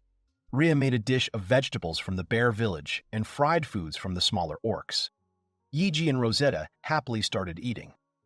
The guy tasted the dish and tasted the soy sauce. It had been so long since he'd tasted that sauce. But the guy stopped. The food was different from his expectations. It was too salty and had a damp smell. Rosetta got angry at the sight of the guy's unsatisfactory expression. Because of him, Ria was upset that she had cooked a tasteless dish. But to be honest, the taste wasn't very good. That's why the guy couldn't enjoy lunch. Yeji asked the girl about the fragrance she had brought, but the girl didn't know anything about soy sauce. It was nanpura, a traditional food flavor in Eastern countries. In other words, it wasn't soy sauce, but fish sauce. Fish marinated in salt. The guy asked Ria about the soy sauce. However, she had never heard anything like it either. Even if Ria didn't know about soy sauce, it probably meant that it wasn't created in this world. The guy thought about it. Suddenly, an idea came to him. If soy sauce didn't exist in this world, then he could just create it. If he can create soy sauce, Ria will definitely be happy. The guy with the slimes left the house and went outside. He will call this plan an incomparable strategy for spreading soy sauce in this world. Yeji spoke his thoughts out loud. Because of this, Slimy was silently staring at the guy with a strange look, making her blush and blush all over her face. Yeji went down to the bear village, where he met Adai. The guy asked Adai for a bag of soybeans. He gladly gave them to him. Then Yeji, having received soybeans, put them in one container, added a little salt there, and filled everything with water. The guy stared at the container of soy sauce in silence. No matter how you look at it, what he cooked was just a mixture of soybeans soaked in brine. He had no idea how to make soy sauce. Therefore, the guy only hoped that some kind of chemical reaction would occur with soybeans. Suddenly, there was a knock on the door, startling him. The guy closed the container with a lid. He couldn't let Ria see it. Then he opened the door for the girl. The guy was looking at her with excitement. It was almost time for a bath, so Ria came to him. Yeji left the room. He did not notice how time flew by and it was time for bathing. The guy wanted to bathe, as he had worked hard today. Someone called out to the guy. It was Rosetta. She resolutely informed the guy that she would join Ria and Yeji in the bath. The guy could only stare at the unhappy girl with wide-open eyes. Rosetta will go with Ria and Yeji to the bathing place. From this news, Ria could only dejectedly accept the presence of Rosetta in the hot springs. The girl, not fully pulling out her weapon, informed them that she knew that Ria was washing the guy's back every day. She was jealous of the guy. The guy saw her sworn sister every day, so she also helped him. Rosetta grabbed the guy by the collar, but her further actions were prevented by Ria. The girl, frowning, pushed Rosa away from the guy and calmed her down. Yeji realized that he couldn't tell Rosetta exactly what had happened at the Love Hotel with Ria. His cheeks were flushed from the memory. Rosetta, staring at Ria with an ambiguous look, once again announced that she would go to the bathroom. The girl wanted to make sure that Yeji wouldn't do anything obscene towards Ria. The guy was worried about Ria. She was annoyed. However, she gave permission to Rosa to prove her innocence. Letting her watch is the fastest way. It would be pointless. If she's really just going to keep an eye on it. She was happy about what she had done. After all, Rosetta will be able to see Ria without clothes. The girl was excited about the upcoming swim. Upon entering the hot spring area, Rosetta was stunned by the structure of the room. A huge number of different types of pools were located here. Compared to such a bathroom, the royal bath was just a puddle on the road. The girl enthusiastically examined the room. Ria warned the girl that now is not the time to rest. Their duty is to wash the master's back. At the same time, the girl began to take off her clothes. But Rosetta was not up to the girl's words. She was absorbed in looking at her exposed skin areas. Ria's seductive appearance made Rosa's nose bleed. It was the kind of body Rosetta dreamed of. In her visions, Ria looked like a divine being. Rosa was delighted with what she saw. Ria immediately covered herself with a towel from the girl's gaze. Even though they were girls, Ria was ashamed to show naked in front of others. Rosetta, so that Ria would not be embarrassed by her, also began to undress and take off her armor and clothes. Left in her underwear, Rosetta began to approach the girl. She wanted to see Ria's body again. Ria used magic and created a shield device, thus preventing the girl from approaching her. The girl with the dark hair noticed Yeji's confused gaze on her. That made her look gloomy for a moment. Turning her back on the guy, Rosetta told him not to look at her like that. Yeji immediately nervously turned away and apologized. Rosetta was saddened and upset by his actions. She was sad because she thought that the guy considered her unattractive because of her large proportions. Yeji looked at the upset girl. He remembered that Ria had been exactly the same before. The elf also had a complex about her large proportions. But Ria didn't let Rosetta feel sad. She went up to her and told Rosa that there was nothing to worry about. After all, the master loved just such sizes. The girl, having said this, smiled and winked at Rosetta. Rosa was stunned by this information. She turned back to the guy and immediately got an obscene look from the guy in her direction. Without a doubt, Rosetta felt Yeji's gaze on her. Therefore, embarrassed, she covered her body with her hands. The girl, again turning away from the guy, asked him not to look at her body. Yeji had expected such a reaction from Rosetta. Soon they entered the bathhouse. Rosetta noticed the existence of the wine tub and she admired it. Human civilization was indeed full of surprises. She started trying out different types of pools and was able to fully experience them. Eventually, Rosetta joined Ria and Yeji. A group of 2 girls and 1 guy thoroughly enjoyed the sauna. But Rosetta called out to the guy. She wanted to discuss something with him. Yeji, still enjoying the sauna, responded in a relaxed manner. Rosetta wanted to take some leftover warm water with her. She needed it because it contained a lot of the guy's magical energy. It could be used to make high-quality healing potions. The guy let her take as much as she wants. He didn't want to take anything from her and make a deal for the sake of water. They were friends, so he didn't need a reward from Rosetta. The girl got out of the water out of discontent. She didn't want to take something without a deal. However, the guy tried to calm her down and said that the deal was not necessary, as he had already considered the magnificent proportions of the girl's body. Rosetta looked at the guy with an uncomprehending look. But soon, the realization came to her. The girl gasped and blushed completely. Yeji realized that he had said something he shouldn't have. Rosetta immediately plunged into the water to escape from the guy. But then she accepted the situation with indignation. If that's the case, then she won't think about the water deal anymore. After all, the guy was constantly looking at her body. Yeji was embarrassed by her words. The guy covered his reddened face with his hands. He was ashamed because he was watching without permission. Ria was unhappy with Rosa's actions. Night had fallen, and the stars were shining brightly on the night sky. The guy was in his room playing with a slime. Ria called the guy. In order not to bother the guy, she was silent until that moment. However, Ria could no longer turn a blind eye to Rosetta's behavior towards Yeji. The guy couldn't do anything about it. He wasn't worried about the situation. After all, the girl had sworn allegiance to Ria, not to him. However, when the formation guarding the master gets too big, the soldiers will start to obey orders less. The guy didn't know what they should do about this problem. Ria thought about this question. She told Yeji to temporarily listen and do what Ria says. Not knowing what would happen, the guy trusted Ria's words. They reached the door of the room. Rosetta was waiting for them there. Ria warned the guy not to make loud words under any circumstances. After saying that, the girl opened the door. Yeji and Ria entered the room. It was poorly lit, and it had a gloomy design. The guy noticed steam flying in the room. It smelled nice. But soon, all thoughts of the smell disappeared from him. The guy was stunned by the view ahead. In the center of the room, Rosetta sat motionless in her nightgown. Her eyes were covered with a thick cloth, and there was a diffuser nearby, releasing pleasant steam. Rosetta heard someone enter.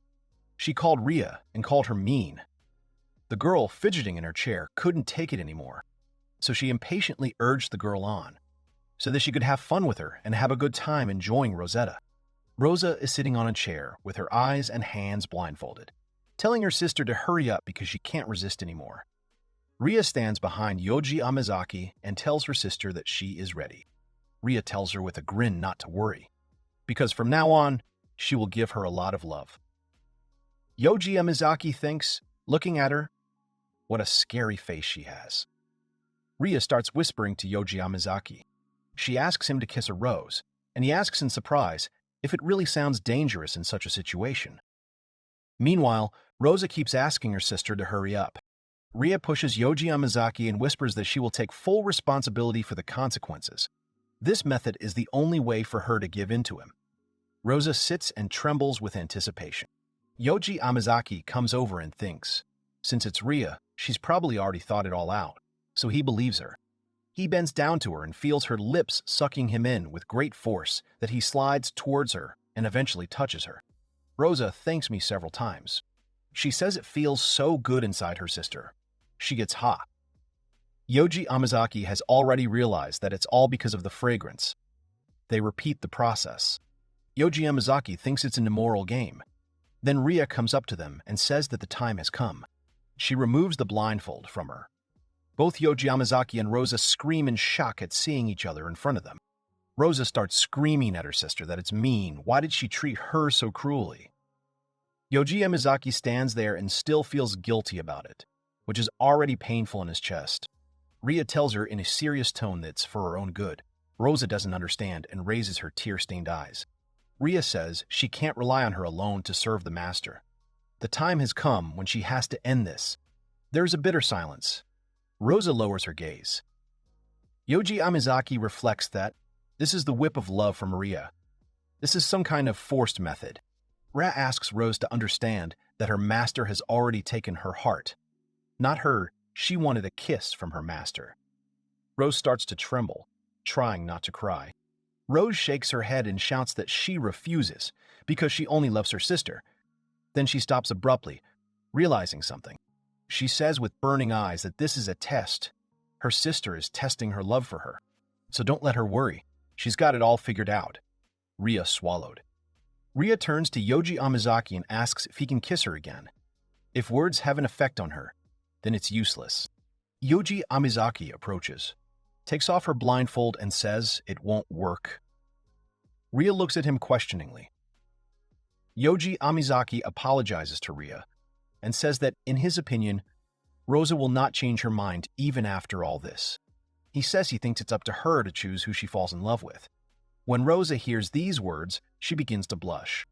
Yoji Yamazaki thinks that they could have solved the problem with Rose's devotion in another way, and they went a little overboard. Rose gets up and shakes everything off her lap. Yoji Yamazaki respects Rose's feelings towards Ria. He tells Rose that he is sorry. Ria sighs and looks down. Here, Rosa comes up to Yoji Yamazaki and asks him to turn to her. As soon as he turns his head, she sweetly kisses him on the cheek. Everyone is in shock, especially Ria.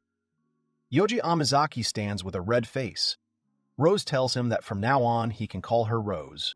She says with a grin that she has already become close to him, so he can call her that, and then leaves, asking not to misunderstand her.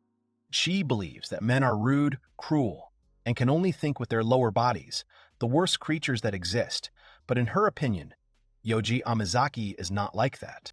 She turns around and warmly tells him that she has somehow changed her mind about him.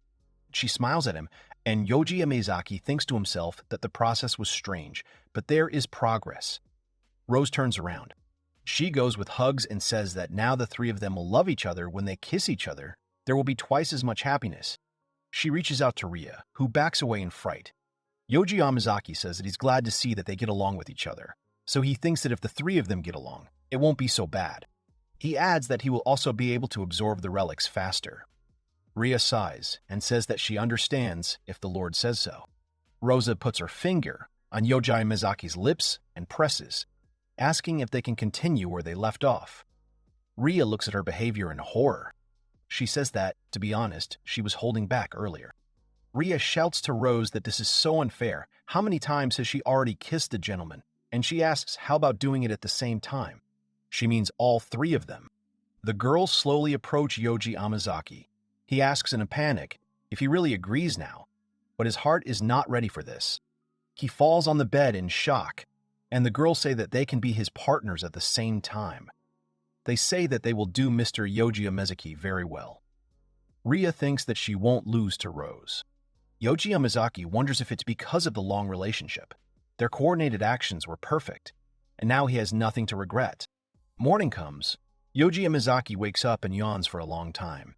He wishes good morning to his slime, and thinks to himself that yesterday he had an amazing experience. Ria is lying next to him. Rose knocks on their door and wishes Mr. Yoji Yamazaki a good morning. He says the same thing and asks if she has already woken up. She replies that she is, and that she's returning to the royal capital today.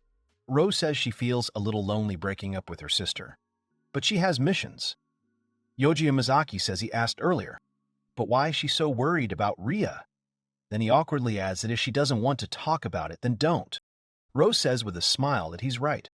She doesn't mind talking about it with him. She lies down under the blanket next to Ria. 5 years ago, in the Arvani family, a girl tiredly says how disappointing it is. The man lies on the ground and trembles with impotence. Little Rose, who is 12 years old, asks if this is the adventurer. The servant is worried. She asks her to stop, because the competition has already ended. Rose arrogantly says she understood that. She says that she doesn't want to waste her time on this little fry. The man abruptly stands up and shouts at her that she should respect the poor. He uses his fireball and directs it towards Rose, who uses a defensive edge. The fire is reflected and flies back to him. He screams that it can't be that someone her age has such a high level of magic.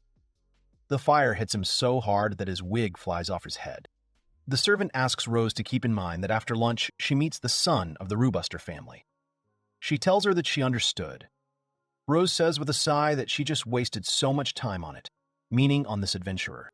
She used to be interested in sword training rather than being a perfect daughter-in-law. When girls her age had tea parties, she practiced the art of magic. She wasn't like the other girls.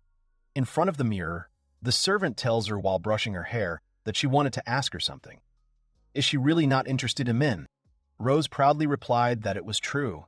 She was not interested in these rude and cruel creatures. Even if her father said otherwise, she still would not change her mind. She turned down all her suitors. She was nicknamed Mad Dog Rose 2 years after that.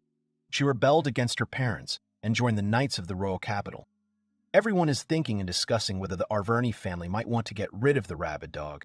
As she walked, she thought that it didn't matter who said what, she didn't care. Because she was finally free. She had always hated the life of a daughter of a noble family after all. The future, she had to get married. And this was just diplomacy. To avoid one where she has to do what men want, she chose the path of the sword. In the guild, a huge man approached her and brazenly asked her to let him have fun with her. And she smiled as if she had been waiting for this, asking if he really wanted to be beaten so badly. Living as a knight is just cool. Her age and family aren't important. To become a knight, she doesn't need to be a noble or anything. All that matters is her sword skills. When men are inferior to her swordsmanship skills, it brings her incredible pleasure. And then, when the rumors about Mad Dog spread throughout the Order of Knights, she met someone. This person turned out to be a sister. Ria approaches her and asks if she is Rose from a noble family. She offensively replies that she is Ria, the captain of the 7th Regiment. Ria reports on the Knights Captain's order, starting today. She will be a member of their regiment. Rose replies to her that she heard her clearly, but unfortunately, she has no desire to work for someone who is weaker than her. Ria just smiled at her then. She throws her a sword, but Rose doesn't understand what it is or what it's for. Ria asks her to use this sword and attack her for 5 minutes. She says she won't use guns or anything. It's just that she can't help but guide her friend on the right path. Rose gets angry and says with a grin that she's pretty calm. She calls Ria a trash and asks if she doesn't know that she's her enemy. However, when attacking, Ria only kicked her in the neck. She was stronger than her. In the end, Rose lies on the ground tired, and Ria says, "It looks like they're done with it." She was shocked by such speed and strength. Strangely, Rose wasn't upset about her loss that time. They even let her start over. Ria reported to her superiors that she would join their regiment. She said that Rose would be under her control. It seems like it's been a long time since she taught a novice. So, after that, during the sisters' instruction, their love for each other grew stronger. Ria wakes up and asks Rose not to mix lies with the truth. Rose happily says that her sister has woken up and wishes her a good morning. She wants to hug her, but Ria manages to move to another place. Yoji Amazaki says amiably that it turns out that the current Rose and her behavior are Ria's doing. She says that Rose later became the vice captain of the 3rd Regiment. At that time, she sincerely followed her instructions. She asked Ria to train with her. Ryu moves away from the enthusiastic girl. Ria genuinely doesn't understand why things turned out the way they did, that Rose loves her so much. Yoji Yamazaki is also wondering why this happened. Yoji Yamazaki sneaks in and quietly opens the door. He opens the barrels and says with great joy that the soybeans should have arrived yesterday. And he sees that nothing has happened. The beans are still at the bottom of the liquid. He expected, he thought, that the soy food supplement would turn black from salt water or something. Then Kazumi comes up to him and calls him Mister. He twitches. She leans in and asks what it is.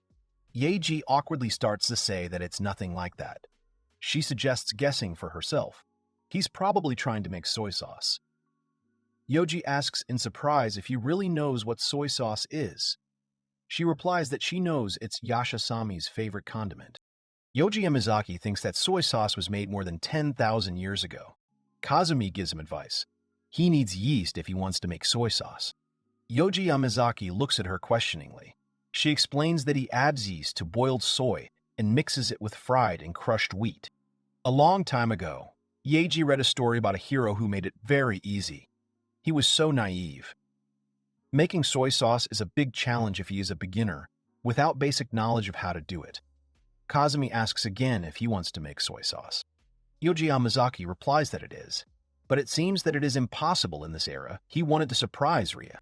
Kazumi says that in that case, she thinks they need to search the ancient ruins faster. Yoji Yamazaki asks her what she means. Kazumi says that there are all kinds of kitchen utensils on the 2nd floor of the gourmet territory. If they open it, then they can get soy sauce, miso, ketchup, even mayonnaise can be made at the touch of a button. The territory of the hot springs on the ground floor is definitely amazing. If they had used the gourmet territory, then their food here would most likely have become even better. However, he thinks about the golem and starts sweating. In the ruins, Ria asks him if something really happened. Before that, he was against them exploring the ancient ruins. He replies awkwardly that he thinks he's been thinking about a lot. It's just that he's afraid to fight the golem. But if that happens, he can escape to the 1st floor. Today's plan is just to investigate. He tells Ria that she is glowing with happiness, and she happily replies that she is. She thought that the shelter needed to expand their defensive power. Therefore, if they could get more golem allies like Kazumi, their combat power would become more reliable. Kazumi already starts to shine from these words. Yoji Yamazaki thinks that she looks happy. They're walking down the hall. Kazumi points down the stairs and says that the 2nd floor begins here. They end up in a large field with trees. They go down. Yoji Yamazaki is surprised that the 2nd floor has turned into this. Butterflies are flying everywhere. There is a fountain. Ria is also surprised that it is so spacious here. Compared to the 1st floor, this one is much larger.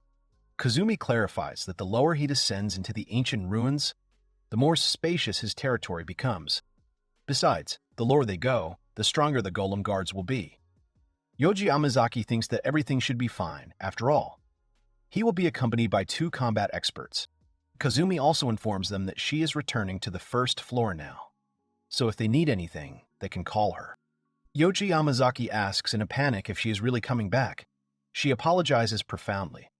The golems are not able to cooperate with golems from other floors.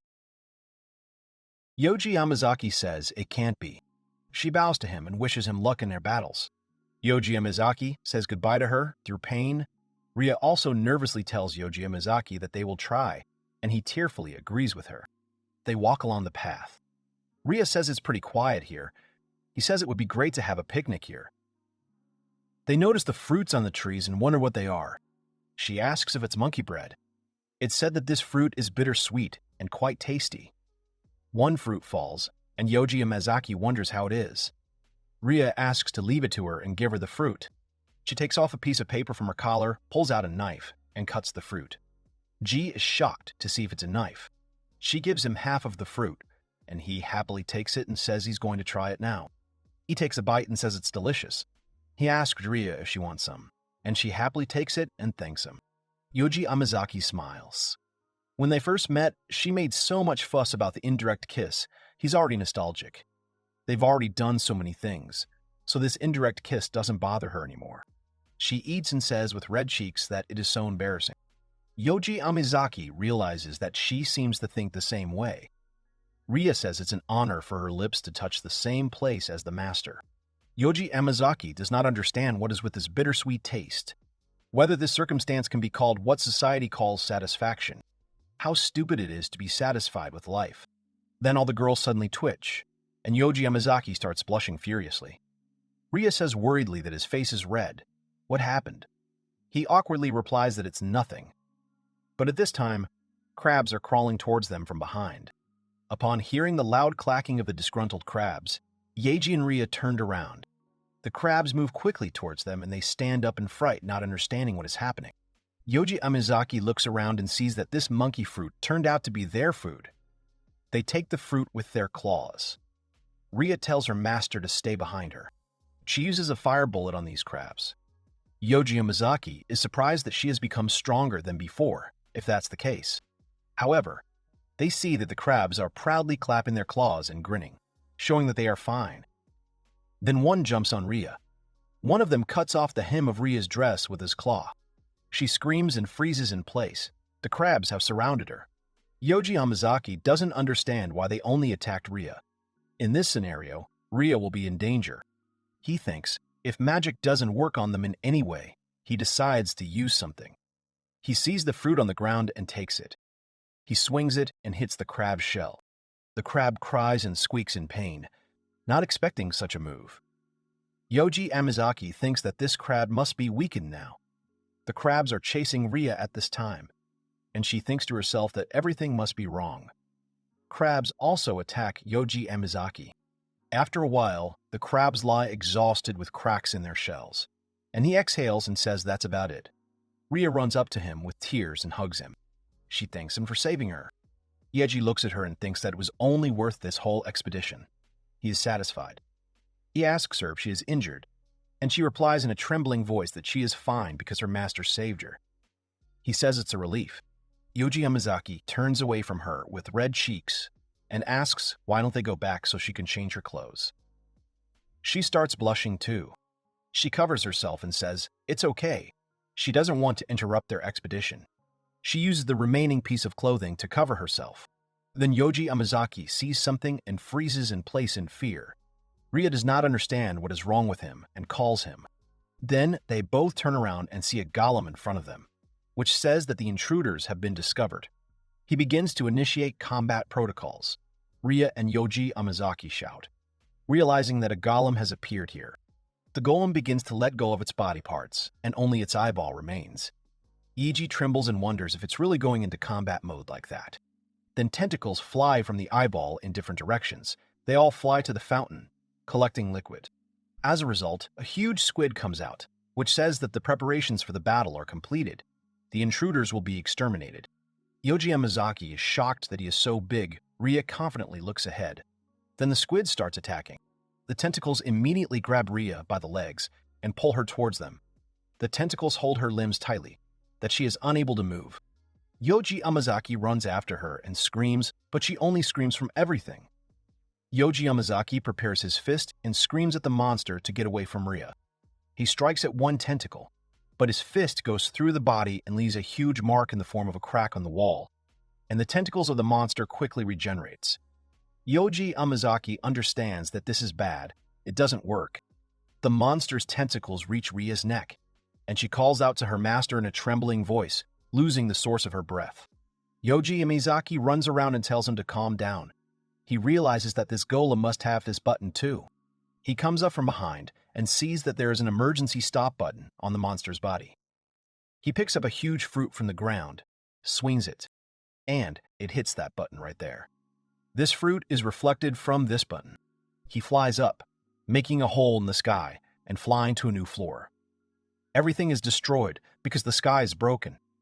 Kazumi and the others are trembling on the floor above, not realizing what it was just now. Yoji Yamazaki mentally apologizes to them. Here the monster says that the emergency stop button has been pressed, so it takes on a human form. The attacks have stopped. Yoji Amezaki is happy that he did it. The monster releases Ria, the tentacles begin to evaporate and turn into liquid. Yoji Amezaki catches Ria, and then they turn to the monster together, and they see a girl with two buns in front of them. The girl opens her eyes and calls him master, thanking him for waking her from her sleep. The golem introduces herself and says that her name is Futaba. She's the golem guard of the second floor of the gourmet territory. The second golem has Chinese clothes. Yoji Amezaki sees and starts whispering to Ria about her Chinese dress. Futaba asks him if he really knows her clothes. She says that the former owner, Mrs. Keddy, liked such clothes. Mrs. Keddy really loved long trips, so she brought them golems, clothes, from all over the world. Yoji Amezaki now understands why Kazuma is dressed in Japanese clothes. Does this mean that there is a place in this world similar to Japan? He thinks about what he wants to get there. He remembers something, namely about soy sauce. He turns to Futaba and says that he has heard that soy sauce can be made on this floor. She already beams and asks if it was Kazuma's sister who told him this. Futaba says that then she will tell him how to use this one thing, which stands a little further away from them. Yoji Amezaki thinks that it took him so long to achieve this. Finally, he will be able to realize the salty taste in this world. The three of them walk towards this building. They are surprised. Ria says that she is surprised that there was such a building in these hidden ruins. They see crabs on the board. Futaba says that this is the production of crab clones. They are surprised. She says that the crab clones are the magical guards of this floor. They are strong. They can not only use magic in hiding, and their production never stops. She says there are always hundreds of them on this floor, and when the number drops, she makes more machines. There is also soy sauce here. Ria knows that she is weak for them. Yeji thinks they started replenishing them when he defeated the crabs. In these ancient ruins, there is not only food, but also a machine for production. There is everything you could want. They come in. Futaba shows that this equipment makes soy sauce. Yoji Amezaki sees a monitor and a mouse, asks if it's really a computer. She says that unfortunately she cannot tell in more detail how it works. Futaba remembers that Mrs. Ketty always used this equipment to make soy sauce. He presses the button and thinks he's going to turn off the electricity. A menu appears on the screen, and the question is, what they want to do. Ria gets scared and says that as soon as he pressed the button, some pictures appeared in this box. Yoji Amezaki continues to move the mouse and thinks to see if he will test the soy sauce option now. They show him which ingredients will be used and ask for his consent. Yoji Amezaki is surprised that there is such a simple system. He agrees and the car next to him starts cooking, but the girls immediately get on alert. Then a bottle of dark liquid falls in front of them. Everyone looks with interest. Yoji Amezaki tastes it and happily says that without a doubt it is soy sauce. He was afraid that the ingredients he used 10,000 years ago had gone bad, but they tasted just right. He says it's amazing. Ria says with love that it is. As expected from the gentleman, he handled the equipment with such ease. He objects and says that it's really simple, but they tell him that he's modest. Ria says that the gentleman was able to figure out on his own how this equipment works. Even if the gentleman had clearly explained to her how this thing works, she still would not have been able to understand. Futaba agrees with her. Yoji Amezaki thinks to himself that it was easy, but the praise was too exaggerated. He suggests they try to do something else. They rejoice. They're leaving with barrels of groceries. They're going to replenish their food supplies. Futaba meets with Kazumi and says it's been 10,000 years. Ria was changing clothes at the time. They put everything on a table and say that everything is ready. They ended up with soy sauce, ponzu, miso, ketchup, and mayonnaise. Yoji Amezaki would also like worcestershire sauce, that is, sweet and sour. It seems that complex ingredients are used there, so they postponed it for later. Ria turns to him and thanks him. She promises that she will do her best to cook tonight's dinner.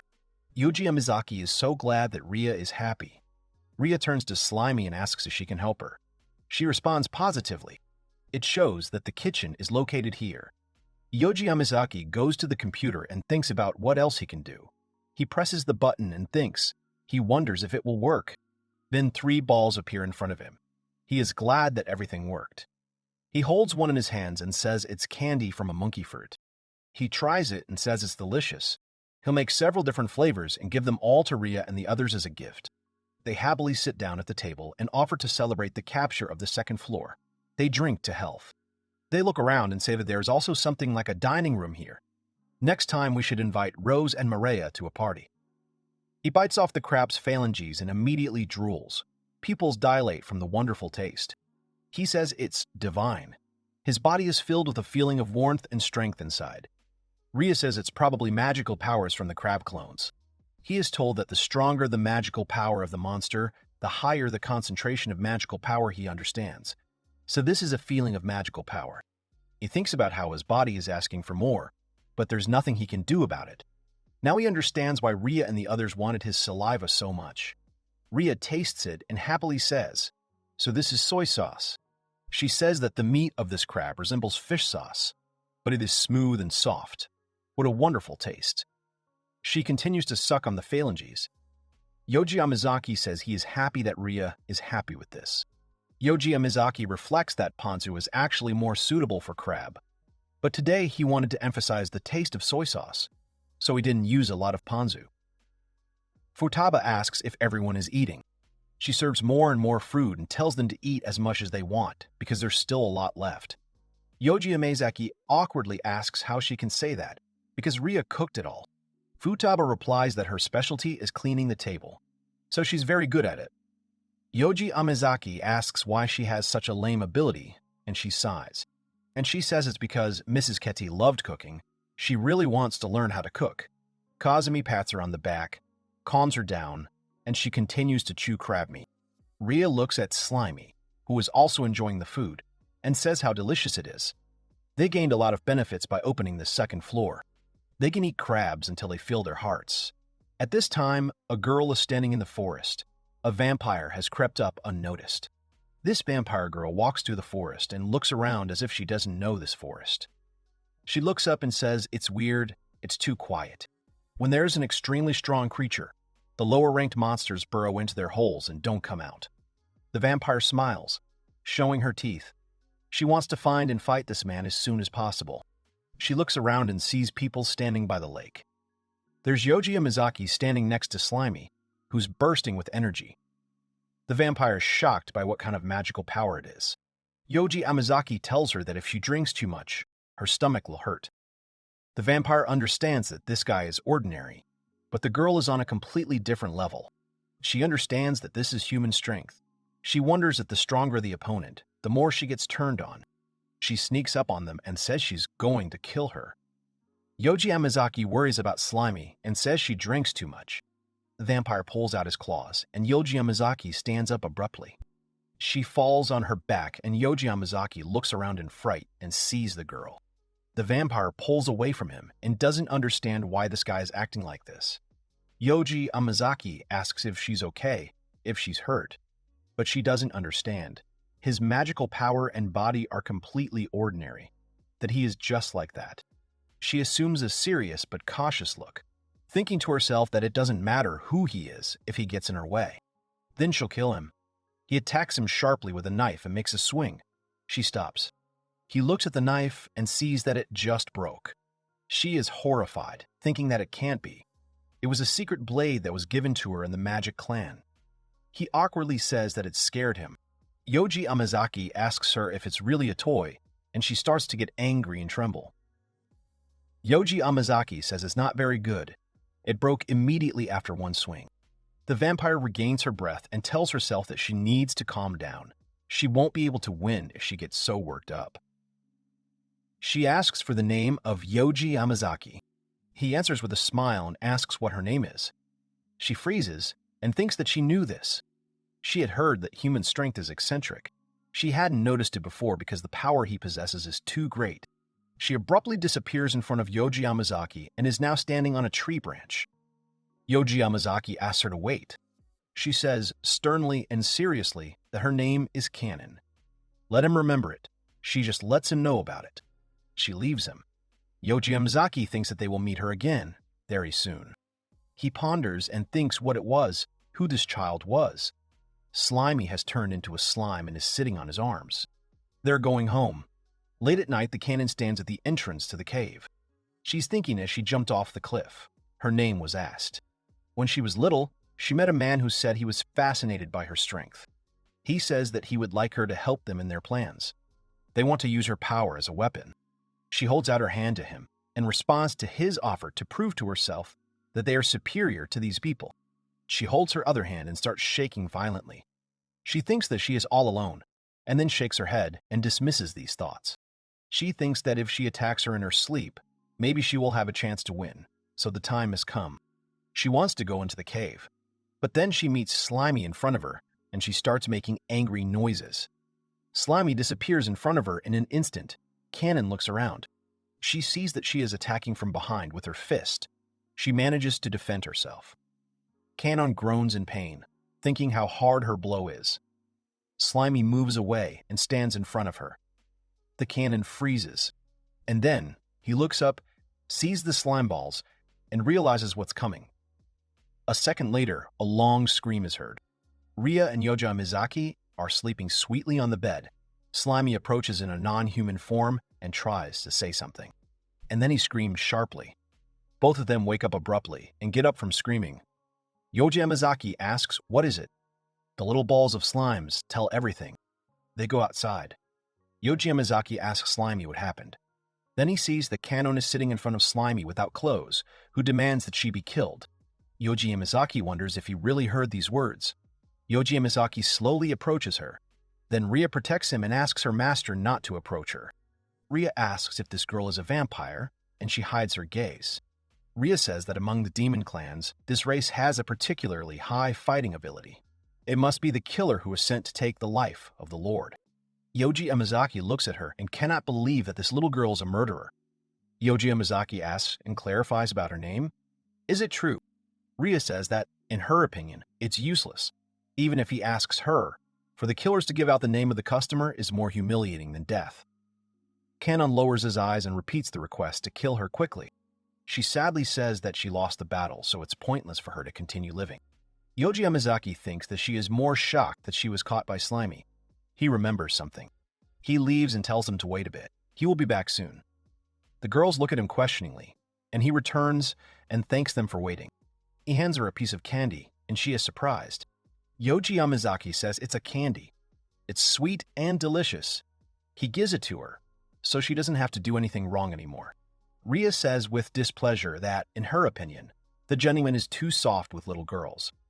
Slimy stands next to her and agrees with her too. Later, Kanon leaves and thinks that it was terrible. She stops and looks at the candy. Then she opens and looks at it. She raises the candy to the sky, looks at it for a long time, and then throws it into her mouth with interest, tasting it. Her cheeks are flushed. She thinks that it's delicious. She goes on, bouncing and singing along. Then she hears a voice that says that she is in a good mood. This is Grace's boyfriend, who used her power as a weapon. She asks him why he is here. Grace says it's terrible that she says that, because he came because he was worried about her. He asks her if she has found out where this man lives. She replies that, of course she found out. It's not a problem for her. Grace replies that he understands, and he's glad to hear it. And then he asks, in a stern voice, why she was doing something that wasn't ordered. She's twitching, and she asks what he's talking about. He tells her not to think that she can lie to him. She knew that his subordinates were following her. He asks again. Since it was whether the human race was strong, she starts to think what to answer. After thinking about it, she says that he was strong. Maybe she won't be able to beat him. Grace replies that it's clear to him. He says, disappointed, that this creates certain problems. After all, she's a key element of this strategy. But if she can't beat this man, then he doesn't need her anymore. She twitches when she hears these words. She remembers all the times when she was told to get out. Sooner or later her power would become a threat to the village. She was told and wished that she would disappear. Kanon starts sweating and shaking. Grace approaches and asks her to relax. If she can't defeat the human race just like that, then she can get the same power as them. He holds out a bottle of pills. Kanon assumes that it is. Then he says, he told her about it earlier. These pills are made based on the relics of the human race. After taking one pill, she will have the same power as the human race. Kanon excitedly says that these pills haven't been completed yet. He says with a smile that everything is fine. They are constantly being improved. There will be no side effects from taking one pill. Then he asks if she really wants to be alone, as she was before. Kanon continues to tremble. She shakes her head and takes one tablet. She takes a pill, and Grace grins, and then Kanon starts screaming. Tears come to her eyes, and a vein swells. Grace smiles and thinks that this is for her, Kanon. He wants her to play her last role. Yoji Yamazaki and Ria continue to sleep in their bed, and she says in her sleep that the gentleman is so cocky. They wake up screaming again. Yoji Yamazaki warily asks what's going on this time. She replies that she doesn't know anyway. She suggests we go and see. They run to the exit. Yoji Yamazaki is worried about whether Kanon is really a murderer and has come to attack her. As they walk, a man shouts that he has finally found her, and it hits Ria. Yoji Yamazaki pulls her hair back, thereby saving her from being hit. The man laughs and shouts that it's incredible. His whole body is filled with strength. They look and recognize the old man. Kazumi comes up to them and calls the gentleman. He sees her with almost no clothes on and asks in horror if she is okay. They escape. Kazumi explains along the way that she is fine, but Slimy and other barriers have been breached. The enemies are attacking the first floor. Yaji is worried. Slimy and the others are safe.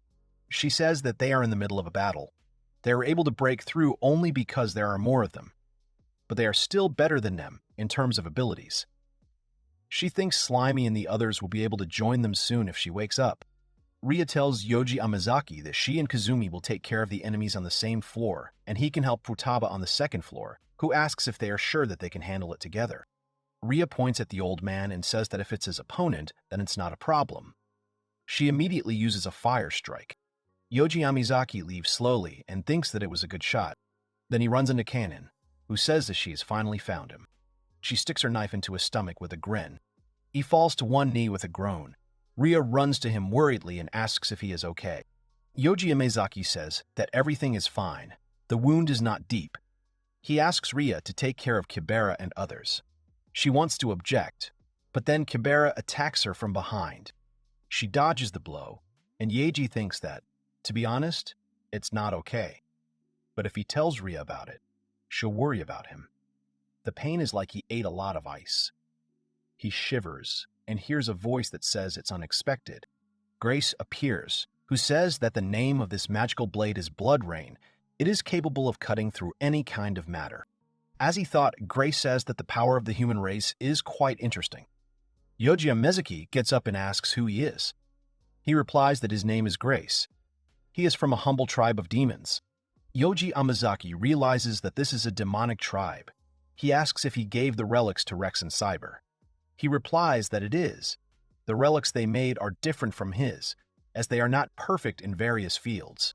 So he made them his guinea pigs. Yoji Yamazaki begins to get angry and shout that human life is for him at all. Then Kanon comes up from behind and says that she is his opponent. She attacks and swings her knife, grazing his neck. Yoji Yamazaki is trembling and says it would have been dangerous if it had been a couple of centimeters lower. Grace tells Kanon that she can't kill him, who replies that she knows that. She says with a blank look that she won't miss next time. Yoji Yamazaki thinks to himself that then he will die, so let him obey the orders of his boss. She continues to attack, and he dodges as best he can. He realizes that she has become much faster than last time. He screams at her, even if she doesn't tell him that the demonic tribe gave him something in return. She asks, "So what if that's the case?" Yoji Yamazaki screams, "Didn't she hear what he just said? The relics he's making aren't finished yet." He realizes that he might become their guinea pig. She replies that it doesn't matter, thanks to this medicine. She has become stronger, so that's why. She will do everything to get this medicine again. She must then overcome it. Yoji Yamazaki is worried and calls her by name desperately, while Ria shouts at him from behind that it's useless to talk to her. Ria screams that the darkness of the relic has already consumed this girl. Yoji Yamazaki thinks that today he does not want to believe Ria's words. He thinks that no matter what, he doesn't want to see Kanon get sick. He remembers how she held the candy with interest. He remembers something and searches for something in his pockets. He pulls out a sweet and shouts that he will give her a candy if she comes to her senses. Kanon attacks again, ignoring his words, asking if he's completely crazy. Yoji Yamazaki gets hit and thinks that reality is not as sweet as their candy. Grace says it's useless. No matter what he tries to do, she's completely under her control. Yoji Yamazaki is trembling all over. Blood is flowing from him. He is surprised that there is so much of it. He cannot think properly. He sees the blood on his palm and thinks he understands. Grace tells Kanon that now is her chance. She listens and prepares to attack. Yoji Yamazaki stands still and thinks that there is only one way to do this. He grabs her knife with his bare hands. He uses body-strengthening magic to the maximum, now that he holds the blade. Kanon, who is a vampire, bites his neck and then opens her eyes in an instant and collapses to the floor. Grace screams, "What is she doing? She has to kill this man." Kanon starts crying like a child, drops the knife and says he doesn't want to hurt this man. Yoji Yamazaki thinks that she has finally come to her senses. His blood, the power of the real relic, has worked. He thinks there's only Grace left. He's coming fast, and he attacks Grace, who falls and loses his mask. Ria approaches him and says that they have defeated all those who invaded them. Then she stops abruptly and says with fear that this can't be happening. Yoji Yamazaki asks what happened. This man is dripping with magical power. She points at Grace and says that only humans can have the same powers the master. Yoji Yamazaki wonders if there are other people besides him. Grace exhales a few times and says it was a terrible mistake. He takes his mask, puts it back on and says that he not only saw his true face, but also felt his magic, as expected from the human race. Yoji Yamazaki thinks the people from this world died thousands of years ago. Maybe he was called from another world, just like him. Grace holds out her hand, so the knife that Kanon wielded flies to him. He tells Yoji Yamazaki not to forget that someday he will repay him in kind. He snaps his fingers and disappears in an instant. Yoji Yamazaki and Ria remain in place with worried faces. Later, Rose stands and says that she will take care of Kibera and his subordinates. Yoji Yamazaki says that he relies on her. He hands the bottle to her, who asks what it is. He says it's leftover water from the bathroom. It should help to remove the side effects of the poison. Rose says it's pretty expensive. Is it okay to give it to them? Iji replies that yes, but only because they were used by demons. Ria approaches them and says that she has completed sealing the curse. Iji says it is a good job. Yoji Yamazaki thinks with excitement that now that Grace knows about his hiding place, he probably won't be able to hide in this world anymore. A few days after the attack, Kanon is sitting at the table with him. She tells Yoji Yamazaki that the sauce, which he calls ketchup, is delicious. The Kanon is now under their protection in the shelter. She finishes the can of ketchup and asks Yoji Yamazaki if she can have more ketchup. This one is already over. Ria carefully wipes her mouth, and Yoji Yamazaki says that he knew she would like it. He takes out more and says, so he made more. They ask him what it is.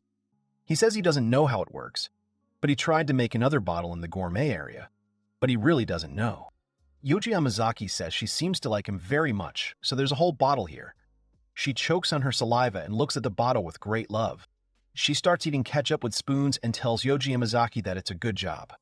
Ria is outraged that this is rude. Yoji Yamazaki says he also has a portion for Slimies. Kanon says that Ria annoys her so much no matter what she does. This ketchup is hers because Yoji Yamazaki gave it to her. Ria begins to tremble with anger. She turns tearfully to Yoji Yamazaki and asks him to say something to her. He says that eating a lot of ketchup is harmful.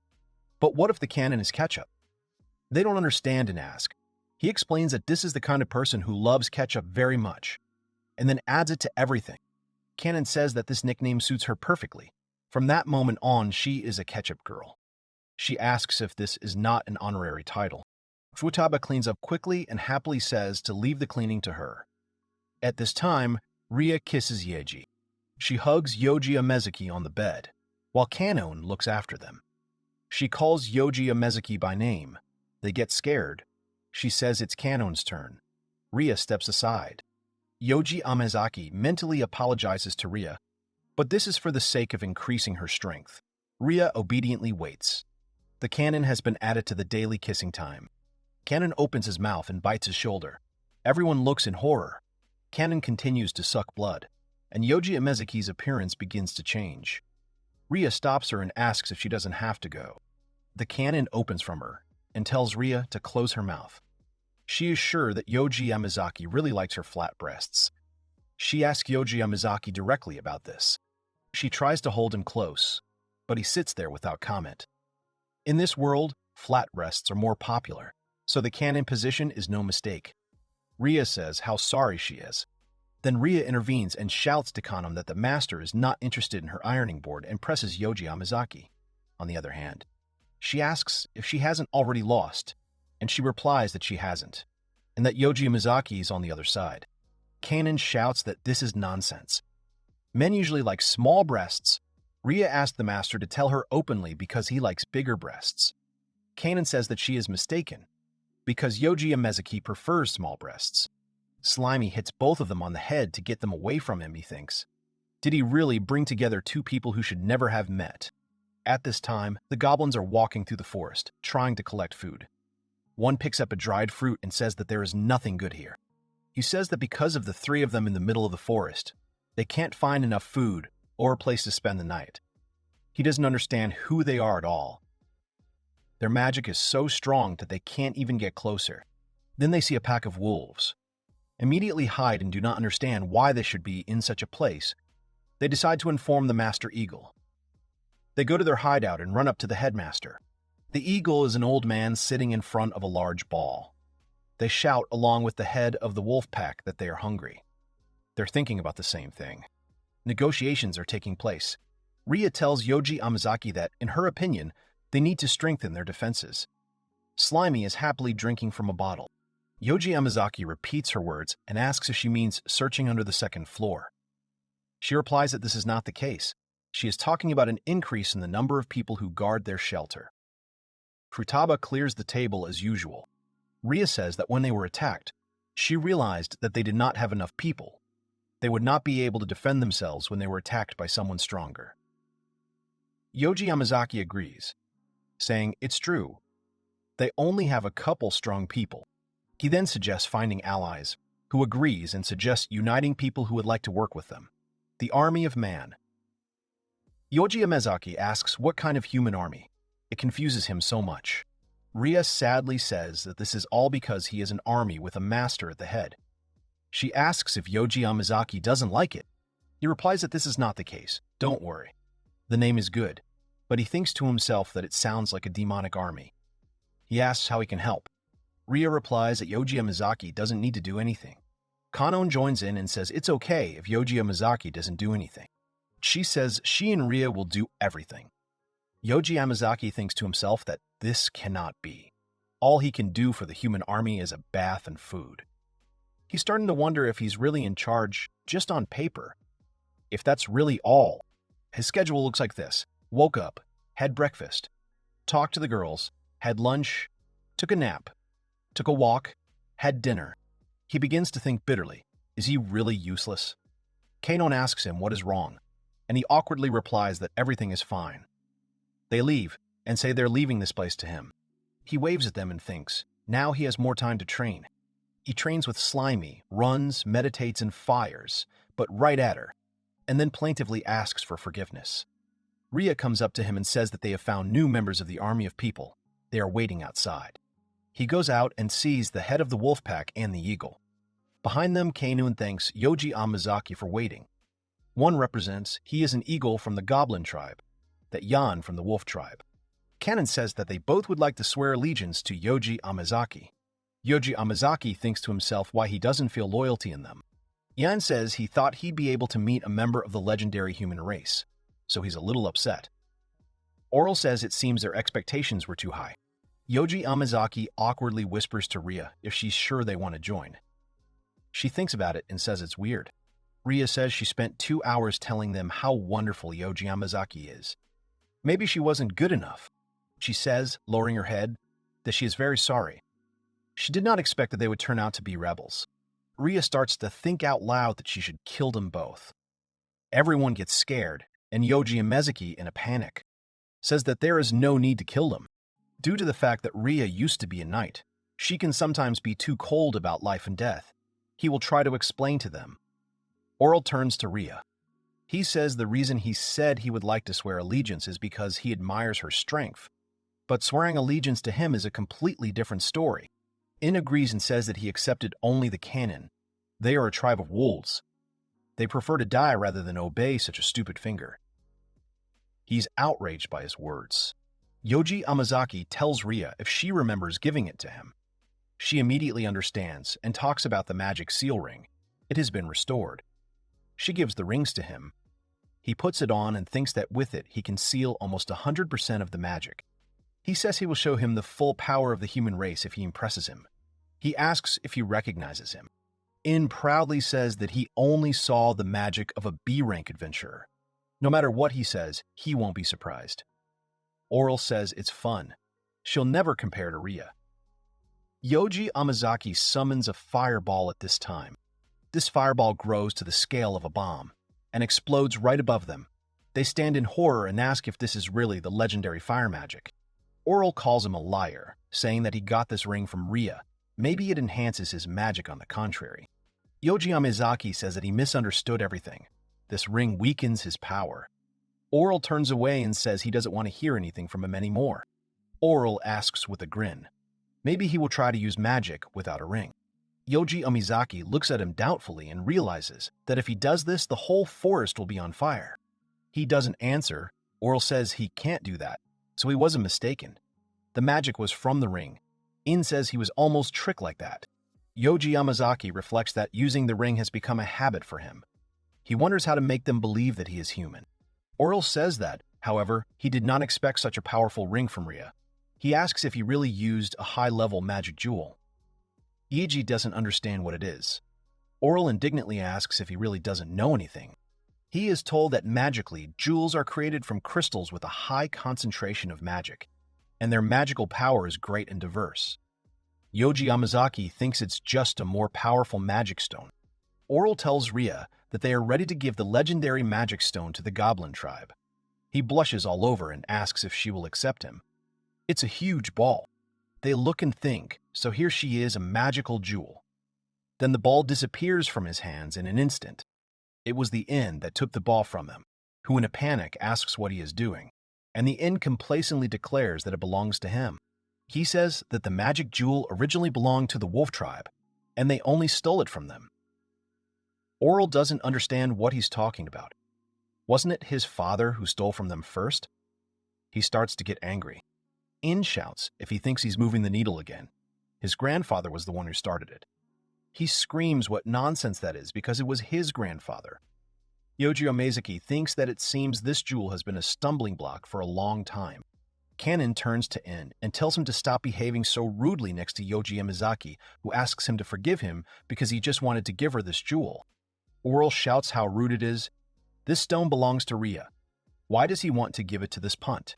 He shouts that he will not allow him to talk about the canon like that. Jewelry is completely unsuitable for cow udders. Ria smilingly offers to just kill him, but is restrained by Yoji Amazaki. He turns to Kanon and asks if she can give him this stone. She gives it to him and asks what he's going to do with it, while the two continue to fight. He says that if he can find a solution to this conflict, maybe they will believe him. Yoji Yamazaki sneezes, and because of his sneeze, a stone breaks. They stand in shock. In says it's unbelievable that he broke the stone with a sneeze. Oral says he can't believe it. Is he really human? He awkwardly says that he is very sorry for breaking something important, but people just say that a fight is already a defeat. Yoji Amazaki says that if the reason was in the stone, then he thinks that the conflict is settled. Then In immediately bows at his feet and shouts that they, the wolf tribe, would like to join the human army. He asks to receive them. An eagle immediately sits next to him and says that the goblin tribe also wants to join them. The wolf lies on his back, showing his stomach, conveying his trust. It is a great honor for them to meet a real person. Yoji Amazaki looks at the broken stone and wonders if it's okay. Ria admires him again. After that, a tribe of goblins and wolves join the human army.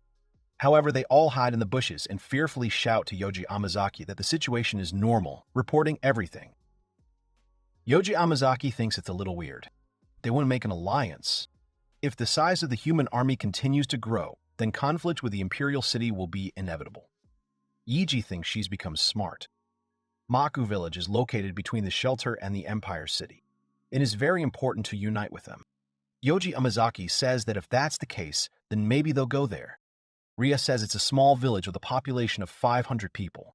It's in a monster habitat, so there are a lot of adventurers from the capital. In the village of Maku, they are wearing a raincoat and a headscarf. Ria says that this is strange. She seemed much more lively on her last visit. Then someone calls Ria and tells her to come here as soon as possible. Ria turns around and says it's the teacher. They haven't seen each other for a long time. She asks if he has received her letter. He says something interesting is going to happen soon. He tells her to stop being so distant. If she had told him sooner, they could have helped. She apologizes. They had some problems, so she couldn't talk to him. Yoji Amazaki doesn't see anyone. He asks Ria who she is talking to. She asks with a smile to let her introduce him. She points to the black cat and says that it is the head of the village of Maku, whose name is Rachel. She says that she taught her magic when she was in the Imperial City. Yoji Amazaki freezes in shock and does not understand anything. The cat says indoors that it's a bit dilapidated and empty, but let him feel at home. Ria is making tea, and there are a lot of toys in the form of mice and fish around the cat. Rachel is playing with a ball, and at the same time says that the man made a strange expression on his face. Since he is a cat, he does not need ordinary furniture. Yoji Amazaki thinks about what's wrong with that. Yoji Amazaki asks if he really knows that he is human. Rachel replies that of course he understood. At first glance, it was clear that he was different from others. He asks how Yoji Amazaki thinks he is. Yoji Amazaki briefly replies that he is a cat, who says that even the great sage Rachel seems to be insignificant in front of a human face. Ria says that initially, the teacher was the captain of the knights in the Imperial City. She was the captain of the strongest knight squad. The name of the great sage Rachel is known everywhere.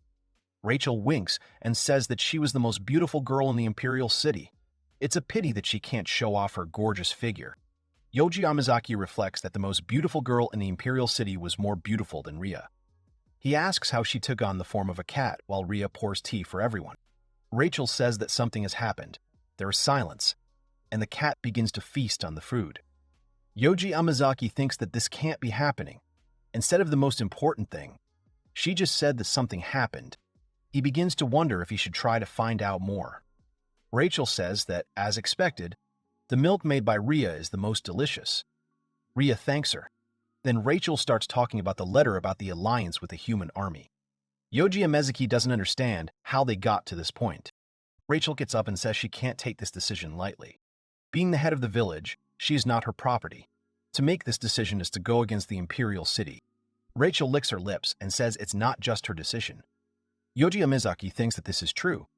Joining their alliance means becoming enemies all over the world, for the head of her decision is very logical. Rachel says she can't refuse, because it's her sweet student suggestion. Ria happily asks if it's really true. Rachel adds that she has some conditions, especially for humans. She asks if it's his first time coming to the village. What does he think of them? After thinking about it, he says that he has heard that the village is filled with adventurers, but now it seems deserted. He asks if something really happened here. Rachel nods and talks about the evil dragon. The adventurer who saw it and survived gave it that name. This village was originally created in a hunting ground, so it is ideal for novice adventurers. For example, a horned rabbit is easy to catch for a beginner, but it has a high price. But when traces of the evil dragon began to appear in the eastern forests of the hunting ground, the number of people who came here decreased. Ria says, but if that's the case, wouldn't it be better to request help from the Imperial City? Rachel says it's impossible. She says she already asked them. Ria says it can't be. What are the knights doing? Isn't it their job to protect the citizens? Rachel shakes her head and says it won't help. They're too busy with the undead that have recently awakened. Ria and Yoji Amazaki get nervous when they hear about the undead. Rachel says it seems like a small village like Maku won't be able to get help. Those two are sitting with their heads down, and I think it can't be. A few days earlier, they saw a small wild boar. Ria says that she wanted to catch an adult, but she accidentally injured this poor thing. She says her recovery magic is still weak for that. The little boar is trembling, and Yoji Amazaki says he has to cure it with his magic. He uses a cure it. The boar gets up and runs away. Ria says it's unbelievable. He immediately felt better, but corpses began to come out of the ground. They don't understand what it is. Iji's magic is so strong that it was able to awaken buried bodies. She didn't expect anything less. Iji thinks it's entirely his fault. Indeed, at this time the undead should have already headed towards the imperial capital. Rachel asks what it is, and he says in a panic that it's nothing. Rachel asks if he understands what she's trying to tell him, so here's the first condition. If the dragon is not killed, it will soon destroy the village. She adds that if they form an alliance with the saviors of the villagers will take it much better. She says they should then. She doesn't finish the sentence, as both shout asking her to provide it to them. Rachel asks them not to react so vigorously. She says to start by going to a tavern on the outskirts of the city to get information about the dragon. Even though there are fewer adventurers than usual, they enter the guild. Yoji Yamazaki looks around and thinks it's incredible. So this is what the Adventurers Tavern looks like. Ria suggests splitting up and trying to gather some information. Yoji Yamazaki agrees. The blonde looks back at them and looks questioningly. Yoji Yamazaki walks to the tavern and thinks it would be great if he could gather at least some information about the evil dragon. He approaches the old man, apologizes for distracting him, but he would like to ask something. He turns around and asks if he's really a beginner. Yoji Yamazaki says that he is interested in everything related to the evil dragon. The old man immediately chokes on his drink and pours everything out. Yoji Yamazaki awkwardly asks if he's okay. He asks him to forgive, but could he ask someone else? He says he's not interested in helping stupid people like him. Everyone starts to refuse. Ria and Yoji Yamazaki are sitting wearily on the steps. Yoji Yamazaki says it doesn't matter who they asked. The answer is the same. Ria says, it seems that talking about the evil dragon is a taboo topic between adventurers. Yoji Yamazaki thinks there's nothing they can do about it, so he suggests going to the eastern forest. Then that blonde woman comes up to them. She asks if they're the newbies who want to fight the evil dragon. A team of 4 people stands in front of them. Ria immediately sees the girl and asks who they are. She immediately asks to be forgiven for her rudeness. She says her name is Nero, and the big guy behind her is Molozov. Next to the baby is Daytona, and this guy with long hair is Zoilus. They are B-rank adventurers from Maku village. Yoji Yamazaki quietly asks Ria if the adventurers of rank B are strong. She replies that they are quite strong. Rank B is the 3rd rank in strength. Nero speaks bluntly. If they want to join their expedition, Yoji Yamazaki happily wonders if this is a setback. He asks her if she could tell them the reason why they want to kill the dragon. Nero asks if she hasn't already told him. Every member of her team was born in the village of Mayaku, and although she is forced to travel the world, her love for these places is strong. She thinks she can repay the debt to the village by defeating the evil dragon. She holds out her hand with a smile. Yoji Yamazaki thinks, so this is their small homeland. Now he wants to help them out of personal motives. He shakes her hand and says he'd be happy to work with them. Suddenly, Zoilus shouts at Nero that he is against it. He asks how they can associate with people they don't know anything about. Ria screams how rude that is. Little Daytona asks if they really want to defeat the evil dragon. Yoji Yamazaki replies that they do. He thinks bitterly to himself that it is his fault that help did not come from the imperial city. Mazolov says it's very easy to say something. He asks if they even know the power of the evil dragon, who replies that he heard about the power of the dragon from Rachel. They ask in surprise, is he really saying that the great sage asked them for help? Who are they? Nero smiles and says, it's just as she thought. Nero tightens his grip and shakes Yoji Yamazaki's hand, saying that her eyes are lying to her. If they are familiar with the great sage Rachel, then they must be incredibly strong. Yoji Yamazaki thinks to himself, isn't Rachel's trust too high? She says that if there are no more problems, then she suggests distributing the roles. She asks what they're good at. Yoji Yamazaki starts to get nervous because he hasn't talked about himself since his last interview. So what can he tell them? He doesn't think he can just call himself a person. Ria then asks her to forgive her for interfering. She takes off her hood and says that her name is Lilia. Of all the types of magic, she is especially good at restoring magic. Yoji Yamazaki wonders if it's a fake name. She adds that in addition, she can defend the rear or fight with a sword on the front lines. She says that she is a healer. She shakes her hand and tells her that not many people here can use recovery magic, so they expect a lot from her. Zoilus asks Nero not to be so trusting. Zoil says that people who say they can do anything are usually a burden. Nero asks him to stop. and he's outraged that he is only telling the truth. He shouts that they can't be sure that they know the great sage. He has to make sure for himself, especially he doesn't like this weakling. Points to Yoji Amazaki. He says that since he is a swordsman, he can assess a person's potential just by looking at his hands, some kind of sword. It seems to him that he has never held anything heavier than a pen in his hands. Suddenly, Yeji is horrified to notice a girl who, after a pause, stepped forward and uttered a gloomy cry. Then Ria comes forward, uses magic, seals him with his face in the ground and asks him to shut up. Nero shouts, worriedly to Zawila, who trembles and asks what she did. Ria tells him to be grateful. She says that gravity magic will make it easier for him to apologize to the master. Yoji Yamazaki doesn't understand why. Daytona bends down and says she can't believe she can see gravity magic here. In this country, the only ones who can use this type of magic are the great sage Rachel and the Empress Sarah. Ria tells him to apologize or go to the afterlife. Yoji Yamazaki becomes convinced that she wants to kill him. Zoilus apologizes and says that he understood, so they weren't lying about communicating with the great sage. Nero says that then Lilia will be a healer. She turns to Yoji Yamazaki and asks what he can do. Yoji Yamazaki is even more nervous, not knowing what to do. Ria comes out and says she'll explain. There is no one thing that a master is good at. Yoji Yamazaki exhales with relief at the thought that this is true. He has absolutely mediocre abilities. Ria claims that it's because whatever he starts doing, he's doing great, so he's versatile. Yoji Yamazaki is in shock. Nero asks what he means, and she explains that both in magic and in technical martial arts, Yoji Yamazaki has no equal in this. She says that he is an example for everyone living here, and his very image makes people prostrate. Iji shuts her mouth and awkwardly says that this is not true. He is completely ordinary, the most normal of normal, stable, average. Nero says that if she said that, then it must be true. Ria says that the master is 10,000 times stronger than her. Nero says they won't hesitate. They have high expectations from the station wagon. She suggests preparing weapons and heading towards the eastern forest. Yoji Yamazaki thinks that there are too many obstacles. They are walking through the forest. Nero says that they have almost entered the territory of the evil dragon.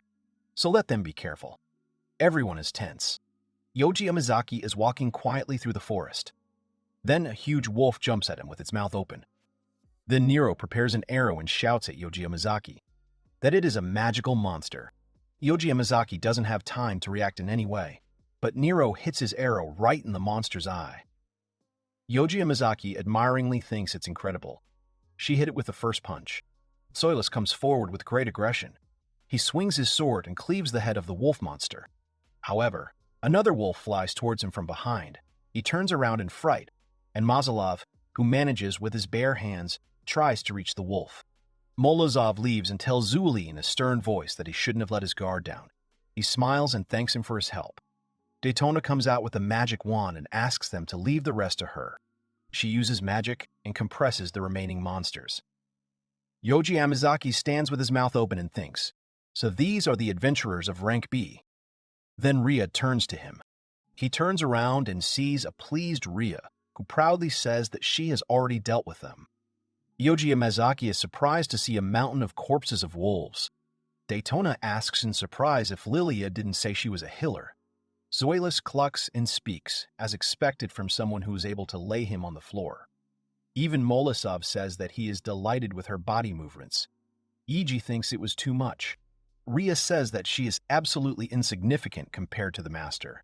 If he uses his full power, the monsters will be defeated without even blinking an eye. Nero is skeptical that if this is the case, then she is delighted. Yoji Yamazaki realizes that things are bad. Nero looks at him suspiciously, like a wife whose husband spent the whole day at the casino, spending the family budget.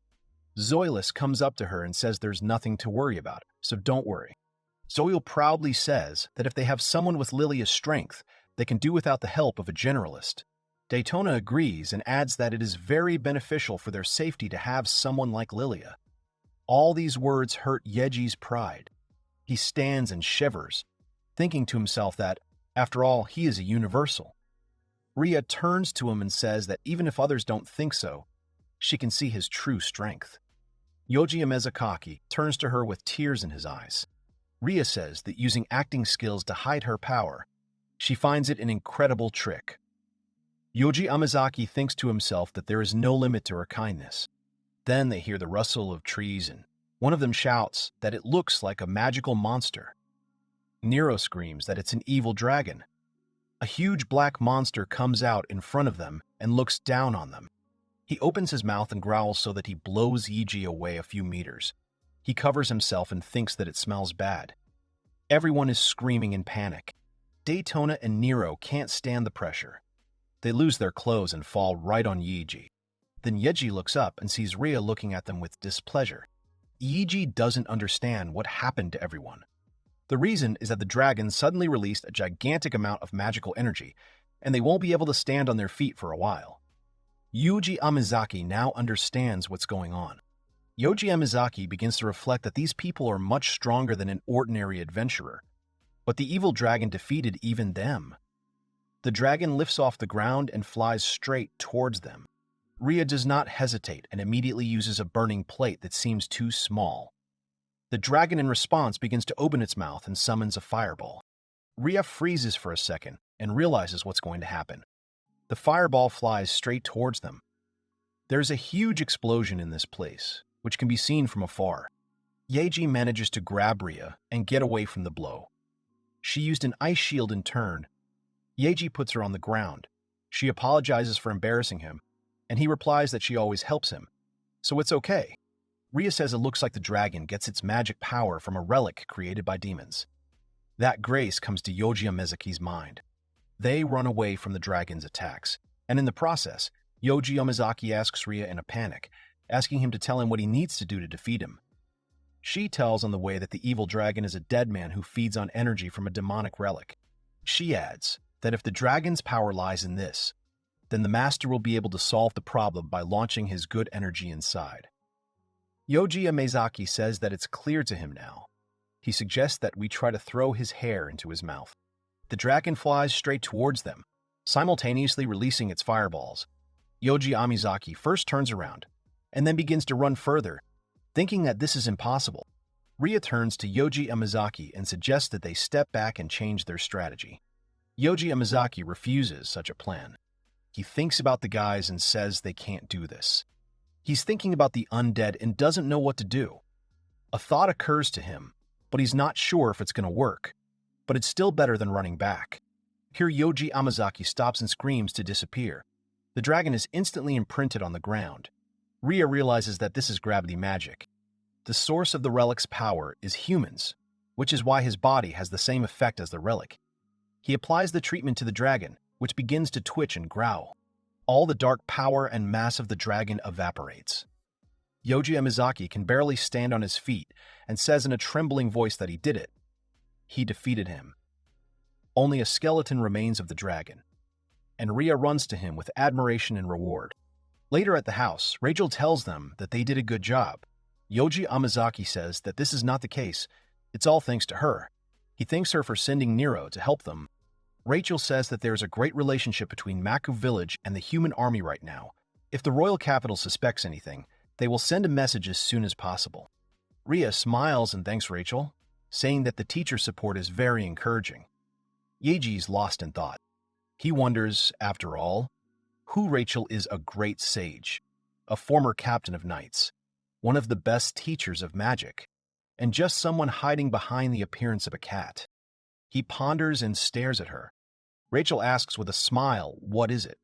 Why is he looking at her like that?" He awkwardly waves his hands and replies that it's nothing, thinking to himself that it's stupid to ask such a thing. Rachel says with a grin that if he wants, she can show him, and he looks at her questioningly. In an instant, Rachel turns into a girl with no clothes on and tells him to look. Let him look carefully while he can. Yoji Amazaki begins to blush deeply, lets out a silent scream, and then abruptly covers his eyes with his forearm. While Ria looks at him questioningly, Rachel is sitting in the form of a cat again. Yoji Amazaki removes his hand and looks at the cat in disbelief. Rachel says, as expected, Ria is good at choosing men. She says she feels a little hurt, but she thinks if she were a little younger, they could date without any problems, although it's impossible in the form of a cat. Yoji Amazaki sits and does not understand she deceived his mind, what it was. and Ria sits there angry, calling her a teacher through her teeth. She pulls the cat's cheeks and shouts that even if she is a teacher, she will not let her make eyes at Yoji Amazaki. She replies that she understood her, so let her go. The human army and Maku village have formed an alliance. The conquest is complete. It seems that only a human could conquer it. A crowd gathers around the dragon's skeleton. People admire it, saying it's just incredible. They don't believe it's really that guy.